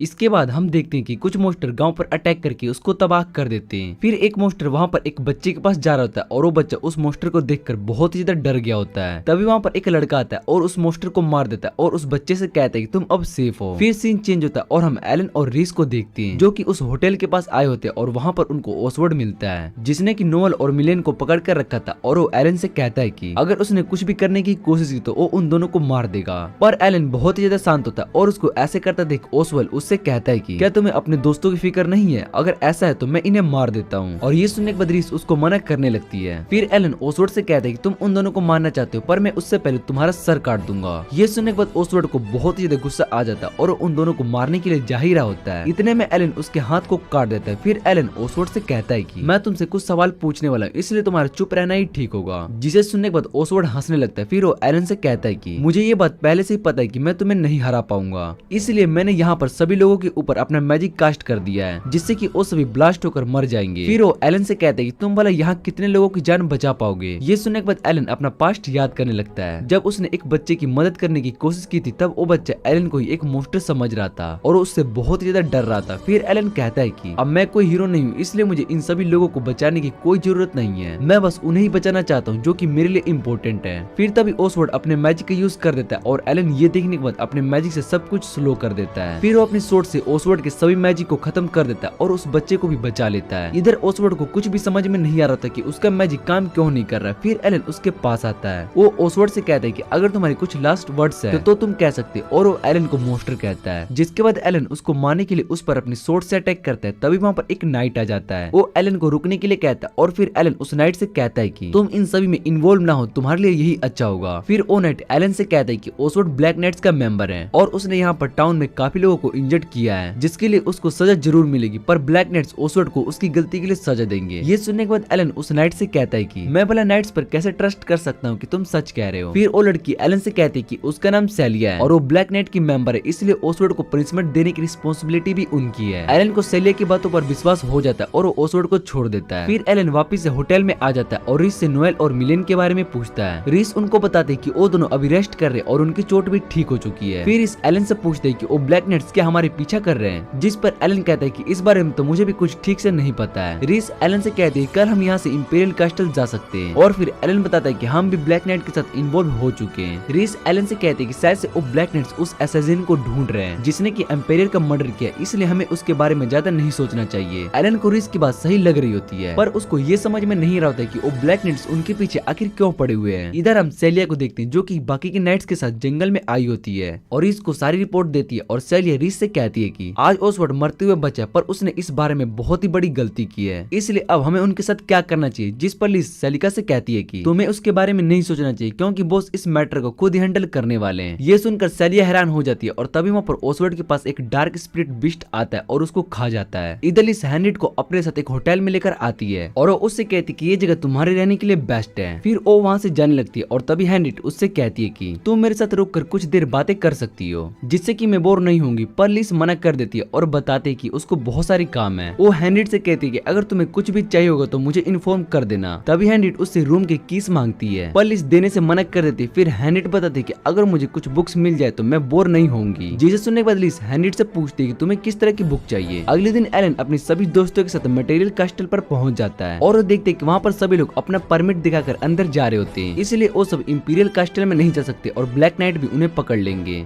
जिसके बाद क्रिट्स कहते हैं कि हमें कोई दूसरा रास्ता ढूंढना होगा, पर मैं नोबल फैमिली का मेंबर हूँ इसलिए मुझे अंदर जाने की परमिशन मिल जाएगी। फिर एलन कहते हैं कि नोएल और मिलेन दोनों बहुत ही रेयर केसेस से बिलोंग करते हैं और रीस एक प्रिंसेस है इसलिए इसके इस तरह से अंदर जाना ठीक नहीं होगा। उसके बाद रीस उन सभी से कहती है कि हम एक अंडरग्राउंड रास्ता बनाकर इंपीरियल कास्ट के अंदर जा सकते हैं, जिस पर एलन कहता है कि अगर हमने ऐसा किया तो ब्लैक नाइट्स हमें पकड़ लेंगे और उन्हें हम पर शक हो जाएगा। नोएल और मिलेन को भी ये आइडिया बहुत ही ज्यादा अच्छा लग रहा होता है। तभी क्रिट्स रीस से कहता है कि तुम्हारा आइडिया बहुत ही अच्छा है। फिर वो उन सभी को बताता है कि इंपीरियल किंगडम के अंदर जाने के लिए बहुत ही सारे सीक्रेट रास्ते हैं और हम उस रास्ते से किंगडम के अंदर जा सकते हैं। इन सीक्रेट रास्तों को इमरजेंसी के लिए बनाया गया होता है और जब भी कोई वॉर हो तो सभी लोग उस सीक्रेट रास्ते का यूज करके किंगडम से बाहर भाग सकते हैं। उसके बाद रात में एलन और सभी उस सीक्रेट रास्ते से जाने लगते हैं और इस एलन से कहती है कि ये जगह तो पूरी तरीके से खराब हो चुकी है, जिस पर एलन उससे कहते हैं कि ये जगह बस इमरजेंसी के लिए होता है, पर इंपीरियल किंगडम बहुत ही ज्यादा स्ट्रॉन्ग है इसलिए रास्ते का यूज ज्यादा नहीं हुआ होगा। फिर तभी एलन अपने स्प्लिट आइज का यूज करके देखता है कि आगे से 2 बॉडीगार्ड उनकी तरफ आ रहे हैं। उसे देखकर वो सभी घबरा जाते हैं और रिस पूछती है कि क्या हम इस जगह पर कहीं छिप सकते हैं। फिर वो गार्ड्स वहां से चले जाते हैं और मिलेन की पावर की वजह से वो सभी इनविजिबल हो चुके होते हैं, जिस वजह से वो गार्ड्स उन्हें नहीं देख पाते हैं। रिस एलन से पूछती है क्या ये सभी ब्लैक नाइट्स हैं, जिस पर एलन बताता है कि ये सब वही है और शायद से हमें ढूंढ रहे हैं। फिर नोएल कहती है कि कहीं इन क्रिट्स को इन सभी ने पकड़ तो नहीं लिया और एलन को ये बात बहुत ही ज्यादा अजीब लग रही होती है। तभी वहाँ पुलिस आ जाती है और उन सभी से कहती है कि तुम्हारे इनविजिबल होने का कोई भी फायदा नहीं हुआ। फिर वो उन पर अटैक करती है पर एलन उसके एरो को पकड़ लेता है और उसके सामने आ जाता है। लिस उन तीनों से कहती है कि मेरा इंटेंशन तुम लोगों को चोट पहुंचाने का नहीं है इसलिए तुम यहाँ से जा सकते हो, मुझे बस इस लड़के से कुछ बात करनी है। और एलन उन तीनों को वहाँ से जाने के लिए कहता है पर वो तीनों मना कर देते हैं और कहते हैं कि वो एलन को यहाँ पर छोड़कर नहीं जा सकते। फिर एलन उनको बताता है कि ये बहुत ही ज्यादा स्ट्रॉन्ग है और अगर मैंने इससे फाइट की तो मैं तुम सभी को प्रोटेक्ट नहीं कर पाऊंगा। ये सुनने के बाद वो सभी वहाँ से जाने लगते और एलन और लिस दोनों आपस में फाइट करना शुरू कर देते हैं। लिस की स्पीड बहुत ही ज्यादा होती है और एलन उसके सभी अटैक को बहुत ही मुश्किल से रोक पा रहा होता है। इधर इस और बाकी सभी क्रिट्स के पास आप पहुंचते और क्रिट्स उन सभी से पूछते कि एलन कहाँ पर है। रिस उसको बताते कि एलन अभी उस इमरजेंसी टनल के अंदर लिस से फाइट कर रहा है। इधर एलन को लिस के साथ फाइट करने में बहुत ज्यादा मजा आ रहा होता है और वो लिस से कहता है कि तुम्हारे पास मुझे मारने के लिए बहुत ज्यादा चांसेस थे पर तुमने मुझे नहीं मारा, जिसके बाद लिस हैंडेड की बातों को याद करने लगती है कि अगर उसने उसके दोस्तों को कुछ किया तो वो हैंडेड को मार देगी और फिर वहाँ पर टनल पूरी तरीके से टूटने लगता है। रिस और बाकी सब ये सब दूर से देख रहे होते हैं और रिस को लग रहा होता है कि एलन उस टनल के अंदर फंस चुका है। तभी एलन उसके पास आ जाता है और उन सभी से कहता है कि मैं ठीक हूँ। एलन को सेफ देखकर क्रिट्स खुश नहीं हो रही होती है और एलन इस बात को नोटिस कर लेता है। फिर एलन क्रिट्स से आगे के प्लान के बारे में पूछता है, जिस पर क्रिट्स उससे कहता है कि मैंने अभी तक कोई भी प्लान नहीं बनाया है इसलिए आज हम सभी रेस्ट कर लेते हैं और कल मैं इस बारे में कुछ सोचकर बताऊंगा तुम्हें। एलन को क्रिट्स का बिहेवियर ठीक नहीं लग रहा होता और वो फिर वहाँ से जाने लगता है। फिर एलन अपने टेलीपोर्ट मैजिक का यूज करके सीधा हैंडेड से मिलने के लिए आ जाता है। हैंडेड उसको वहाँ पर देखकर हैरान हो जाती है और उससे पूछती है कि तुम यहाँ पर क्या कर रहे हो। एलन हैंडेड से कहता है कि मैं तुम्हें यहाँ पर बचाने के लिए आया हूँ क्योंकि वो सभी तुम पर एम्पेरियर के मर्डर में फंसाना चाहते हैं। जिस पर हैंडेड एलन को बताते हैं कि उसको इस बारे में पहले से ही पता और वो सभी हैंडेड को मारने वाले नहीं है क्योंकि हैंडेड लिंक्विस्ट फैमिली की हेड है तो उससे उसका रैंक ले लिया जाएगा और उसके साथ ज्यादा कुछ भी नहीं किया जा सकता है। ये सुनने के बाद एलन हैंडेड से कहता है कि अगर ऐसी बात तो मुझे परेशान होने की जरूरत नहीं है। पर हैंडेड एलन से पूछती है क्या वो सच में उसके लिए परेशान था, जिस पर एलन हाँ कर देता है। हैंडेड एलन से कहते हैं कि तुम वापस से किंगडम जा सकते हो और तुम्हें मेरे बारे में सोचकर परेशान होने की जरूरत नहीं है। एलन हैंडेड की बात समझ जाता है और वहाँ से चला जाता है। उसके बाद हम देखते हैं कि सभी मिलकर हैंडेड को बचाने के लिए कुछ प्लान बना रहे होते हैं। फिर क्रिट्स बताता है कि अगर हम हैंडेड को बचा लेते तो इंपीरियर में सभी को शक होने लगेगा कि इंपीरियर का मर्डर हैंडेड नहीं किया। उसके बाद इंपीरियर और किंगडम के बीच में वॉर शुरू हो सकता है और इसलिए सबसे अच्छा प्लान यही है कि हम सभी को वापस किंगडम चले जाना चाहिए। ये सुनने के बाद रीस, नोएल और मिलिन तीनों मना कर देते हैं और कहते हैं कि हम हैंडेड को छोड़कर वापस नहीं जा सकते हैं। पर एलन इस आइडिया को मान जाता है और कहता है कि हम वापस से किंगडम चलते हैं। उसके बाद हम देखते हैं कि हैंडेड को नीचे जेल में बंद कर दिया जाता है और तभी वहाँ पर क्रिट्स आ जाता है, जिसे देखकर हैंडेड हैरान हो जाती है और उसको समझ में नहीं आ रहा होता कि इन सब में क्रिट्स भी इन्वॉल्व है। हैंडेड क्रिट्स से पूछती है तुम यहाँ पर क्या कर रहे हो और तुमने इंपीरियर के लोगों के साथ कैसे मिले, क्योंकि हैंडेड को ये बात अच्छे से पता थी कि क्रिट्स अकेले ऐसा कुछ भी नहीं कर सकता है। और क्रिट्स हैंडेड को अपनी पावर दिखाता है। वो हैंडेड को बताता है कि मैंने अपनी पावर का यूज करके एम्पायर के सभी लोगों को अपनी साइड कर लिया है और हैंडेड को इस बात पर पूरा यकीन हो जाता है। फिर हैंडेड क्रिट्स से पूछती है तुम आखिर ये सब क्या कर रहे हो और क्रिट्स बताता है कि मेरा बचपन से किंग बनने का सपना था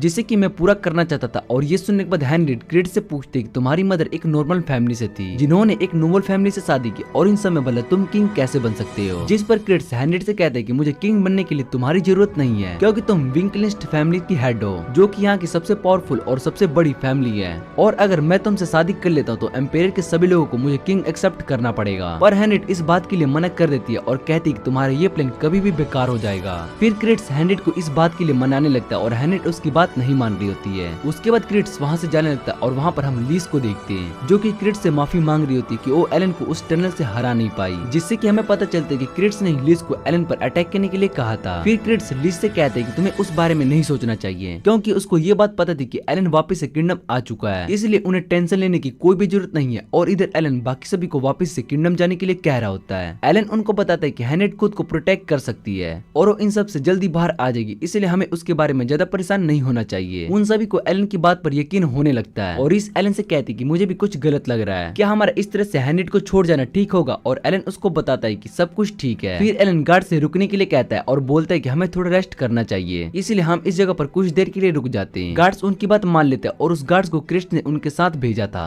दूसरी तरफ लिस हैंड्रेड से मिलने के लिए आई होती है और उससे इन सब के लिए माफी मांगती है, जिस पर हैंड्रेड उससे कहती है कि तुम्हारी कोई भी गलती नहीं है, इसलिए तुम यहाँ से जा सकती हो। फिर लिस हैंड्रेड को बताती है कि उसने उसकी फेवरेट बुक लाई है जिसका नाम टेल्स ऑफ हीरोज है। फिर हैंड्रेड अपने पास्ट को याद करने लगती है कि उसको शुरू से हीरोज की कहानियां पढ़ना बहुत ही अच्छा लगता था। वो हमेशा अकेली रहकर बस हीरो की कहानियां पढ़ती थी, पर उसको सभी की स्टोरी में एक बात कॉमन है कि बहुत ही दुख होता है और वो हीरोज की एंडिंग थी। एंड में हीरोज की मौत हो जाती है और ये बात हैंड्रेड को बहुत ही ज्यादा बुरी लगती थी। जिसके बाद हैंड्रेड एलन को देखना शुरू कर देती है और उसको हर मुश्किल में गाइड करती थी, पर लास्ट में एलन की मौत हो जाती है। और उसके बाद हैंड्रेड ने डिसाइड किया था कि वो एलन को उसकी नॉर्मल लाइफ से अच्छे से जीने देगी, जहाँ पर वो आराम से रह सके और उसको किसी के लिए भी परेशान ना होना पड़े। इसके लिए हैंड्रेड कुछ भी करने के लिए रेडी थी। और उसके बाद वहाँ पर दोबारा से क्रिट्स हैंड्रेड को मारने के लिए आ जाता है, पर हैंड्रेड उसकी बात नहीं मानती है और उससे कहती है कि अगर तुम मेरे साथ होनेस्ट होते हो तो मैं तुम्हारी मदद करने के बारे में सोचती हूँ, पर तुमने मुझे धोखा दिया, इसलिए मैं तुम्हारी मदद नहीं करने वाला हूँ। ये सुनने के बाद क्रिट्स को गुस्सा आ जाता है और हैंड्रेड को पंच मारने के लिए जाता है, जिससे कि हैंड्रेड नीचे गिर जाती है। पर क्रिट्स को समझ में आ जाता है कि उसने कुछ गलत कर दिया है और वो वहाँ से भागकर रूम में आ जाता है, जहाँ पर उसके पास ब्लैक फॉग आ जाती है और उसको देखकर उसको लग रहा होता है कि कोई उसको कंट्रोल कर रहा है। दूसरी तरफ हम एलन और बाकी सबको देखते हैं और रिस एलन से कहते हैं कि उसको हैंड्रेड की फिक्र हो रही है, इसलिए हमें हैंड्रेड की मदद करने के लिए जाना चाहिए। और एलन रिस को बताता है कि हैंड्रेड इस मैटर को खुद हैंडल कर सकती है, इसलिए हमें उसके बारे में सोचकर परेशान नहीं होना चाहिए। पर रिस एलन की बात नहीं मान रही होती है। तभी वहाँ पर ओ गार्ड आता है और एलन से कहता है कि तुम्हें रिस की बात मान लेनी चाहिए, वैसे भी तुमने उस टाउन को बचाया था। और ये सुनने के बाद एलन सोचने लगता है कि इस गार्ड को उस टाउन के बारे में कैसे पता चला। इधर क्रिट्स वापस से हैंड्रेड के पास आ जाता है और इस बार वो हैंड्रेड को फोर्स कर रहा होता है, पर हैंड्रेड नहीं मान रही होती है। जिसके बाद क्रिट्स अपनी डार्क पावर को यूज करके हैंड्रेड को पकड़ लेता है और उससे कहता है कि अगर तुम मेरी मदद नहीं करोगी तो मैं तुम्हें मार दूंगा। और तभी वहाँ पर एलन आ जाता है और एलन के साथ जो गार्ड होता है वो असल में सेलिया होती है, जिसे देखकर क्रिट्स सेलिया से कहता है क्या तुम मुझे धोखा दे रही हो। फिर सेलिया क्रिट्स से कहती है कि मैं विक्टर नेशन को सर्व करती हूँ। फिर एलन कहता है कि बातें बहुत हो चुकी, तो क्या अब हम सब खत्म करें। उसके बाद हमें पास्ट का सीन दिखाया जाता है, जहाँ पर क्रिट्स से मिलने के लिए डीमन आया होता है। क्रिट्स उसको बताता है कि मैं इंपीरियर का किंग बनना चाहता हूँ और डीमन उससे कहता है कि हमें पहले किंग को मारना होगा। जिसके बाद क्रिट्स बताता है कि किंग के मरने के बाद भी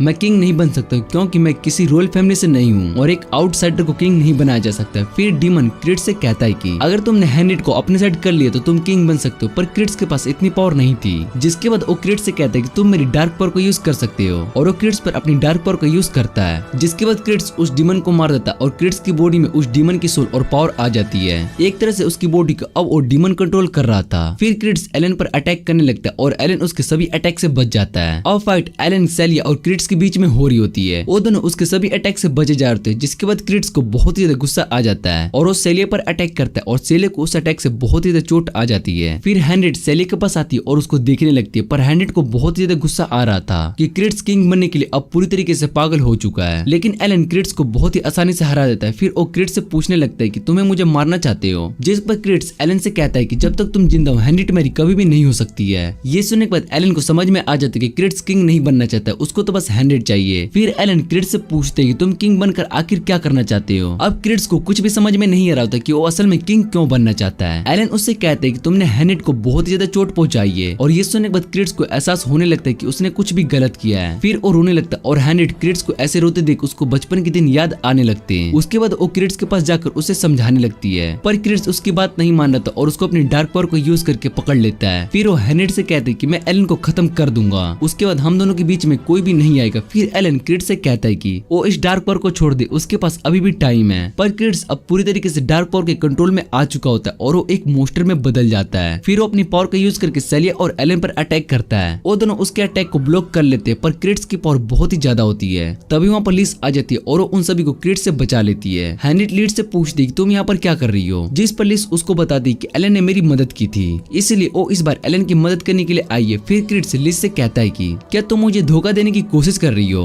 तुम्हें तो इसका अंजाम पता ही होगा। जिस पर लिस उससे कहती है कि मैं तुम्हें धोखा दे रही हूँ और तुम अब नहीं बचने वाले हो। फिर क्रिट्स अपनी पावर का यूज करके एलन पर अटैक करता है, जिससे कि एलन बच जाता है और अपनी होली सोर्ड का यूज करके क्रिट्स पर अटैक करता है। जिसके बाद एलन क्रिट्स की सोल से मिलता है और क्रिट्स एलन से पूछते हैं कि तुम कौन हो? जिस पर एलन बताते हैं कि मैं एक नोबल फैमिली से हूँ और मुझे मेरी फैमिली ने निकाल दिया है। फिर क्रिट्स एलन से कहता है कि अगर मेरे पास तुम्हारी जैसी पावर होती तो मैं यहाँ का किंग होता और हैनेट भी मेरी होती। क्रिट्स एलन को बताता है कि तुम अपनी पावर से पूरी दुनिया पर राज कर सकते हो, पर तुमने ऐसा क्यों नहीं किया? जिस पर एलन उसको बताते हैं कि मुझे इस दुनिया पर राज नहीं करना है, क्योंकि अगर मैंने इस दुनिया को अपनी पावर से कंट्रोल करने की कोशिश की तो कोई और आ जाएगा और इस दुनिया के रूल्स को तोड़ने लगेगा और खुद को इस दुनिया को कंट्रोल करने के बारे में सोचेगा। ये दुनिया इसी तरह से चलती है और मुझे यहाँ के पॉलिटिक्स में कोई भी इन्वॉल्व नहीं होना चाहता हूँ, क्योंकि मैं एक सिंपल लाइफ जीना चाहता हूँ और मैं अपनी जिंदगी आराम से स्पेंड कर सकूँ। इसलिए मैं दुनिया पर राज करने के बारे में नहीं सोचता हूँ। फिर क्रिट्स बताता है कि मैं अगर तुम्हारी जगह होता तो सभी मुझे जानते, पर ऐसे नहीं। उसके बाद क्रिट्स वहाँ से गायब हो जाता है और हैनेट एलन के पास आती है, पर उसको एलन को थैंक्स बोलने में बहुत ही ज्यादा ऑकवर्ड फील हो रहा होता है। जिसके बाद उसको गुस्सा आ जाता है और वो एलन से पूछती है कि तुम मुझे बचाने के लिए क्यों आए हो? मैंने तुम्हें पहले कहा था कि मुझे तुम्हारी हेल्प की जरूरत नहीं है, पर तुम फिर भी यहाँ पर आए। एलन उससे कहते हैं कि मुझे भी इस बारे में कुछ भी नहीं पता था, मैं तो बस यहाँ पर तुम्हारी मदद करने के लिए आया हूँ। फिलिस उन दोनों से कहती है कि तुम्हें यहाँ से जल्दी से जाना चाहिए, वरना हालात और भी ज्यादा खराब होने लगेंगे। उसके बाद सभी जगह पर यह बात फैल गई होती है कि लिंकविस्ट फैमिली की हेड है और वो मर चुकी और इसी के साथ लिंकविस्ट फैमिली भी खत्म हो गई है। पर हैनेट को ये एंडिंग अच्छी नहीं लगती। उसके बाद एलन हैनेट से कहता है कि सभी के लिए तुम तो मर चुके, फिर क्या मैं तुम्हें कोई गोस्ट समझूं? यह ह्यूमन जिस पर हैनेट कहती है कि तुम मुझे टच करके देख सकते हो। वो सभी इस बात से बहुत ही ज्यादा खुश होते हैं कि सबसे पहले हैनेट उसके साथ रहने वाली है। हैनेट एलन से पूछती कि तुम मुझे बचाने के लिए क्यों आए थे? जिस पर एलन उससे कहते कि तुम भी तो यही चाहती थी, इसलिए मैं तुम्हें बचाने के लिए आया। और उसके बाद ओरिस और बाकी सभी के पास जाने लगती है। हैनेट कहती कि एलन सच में सभी के लिए हीरो है और इसी के साथ ये एनाइम का सीजन यहीं पर एंड हो जाता है।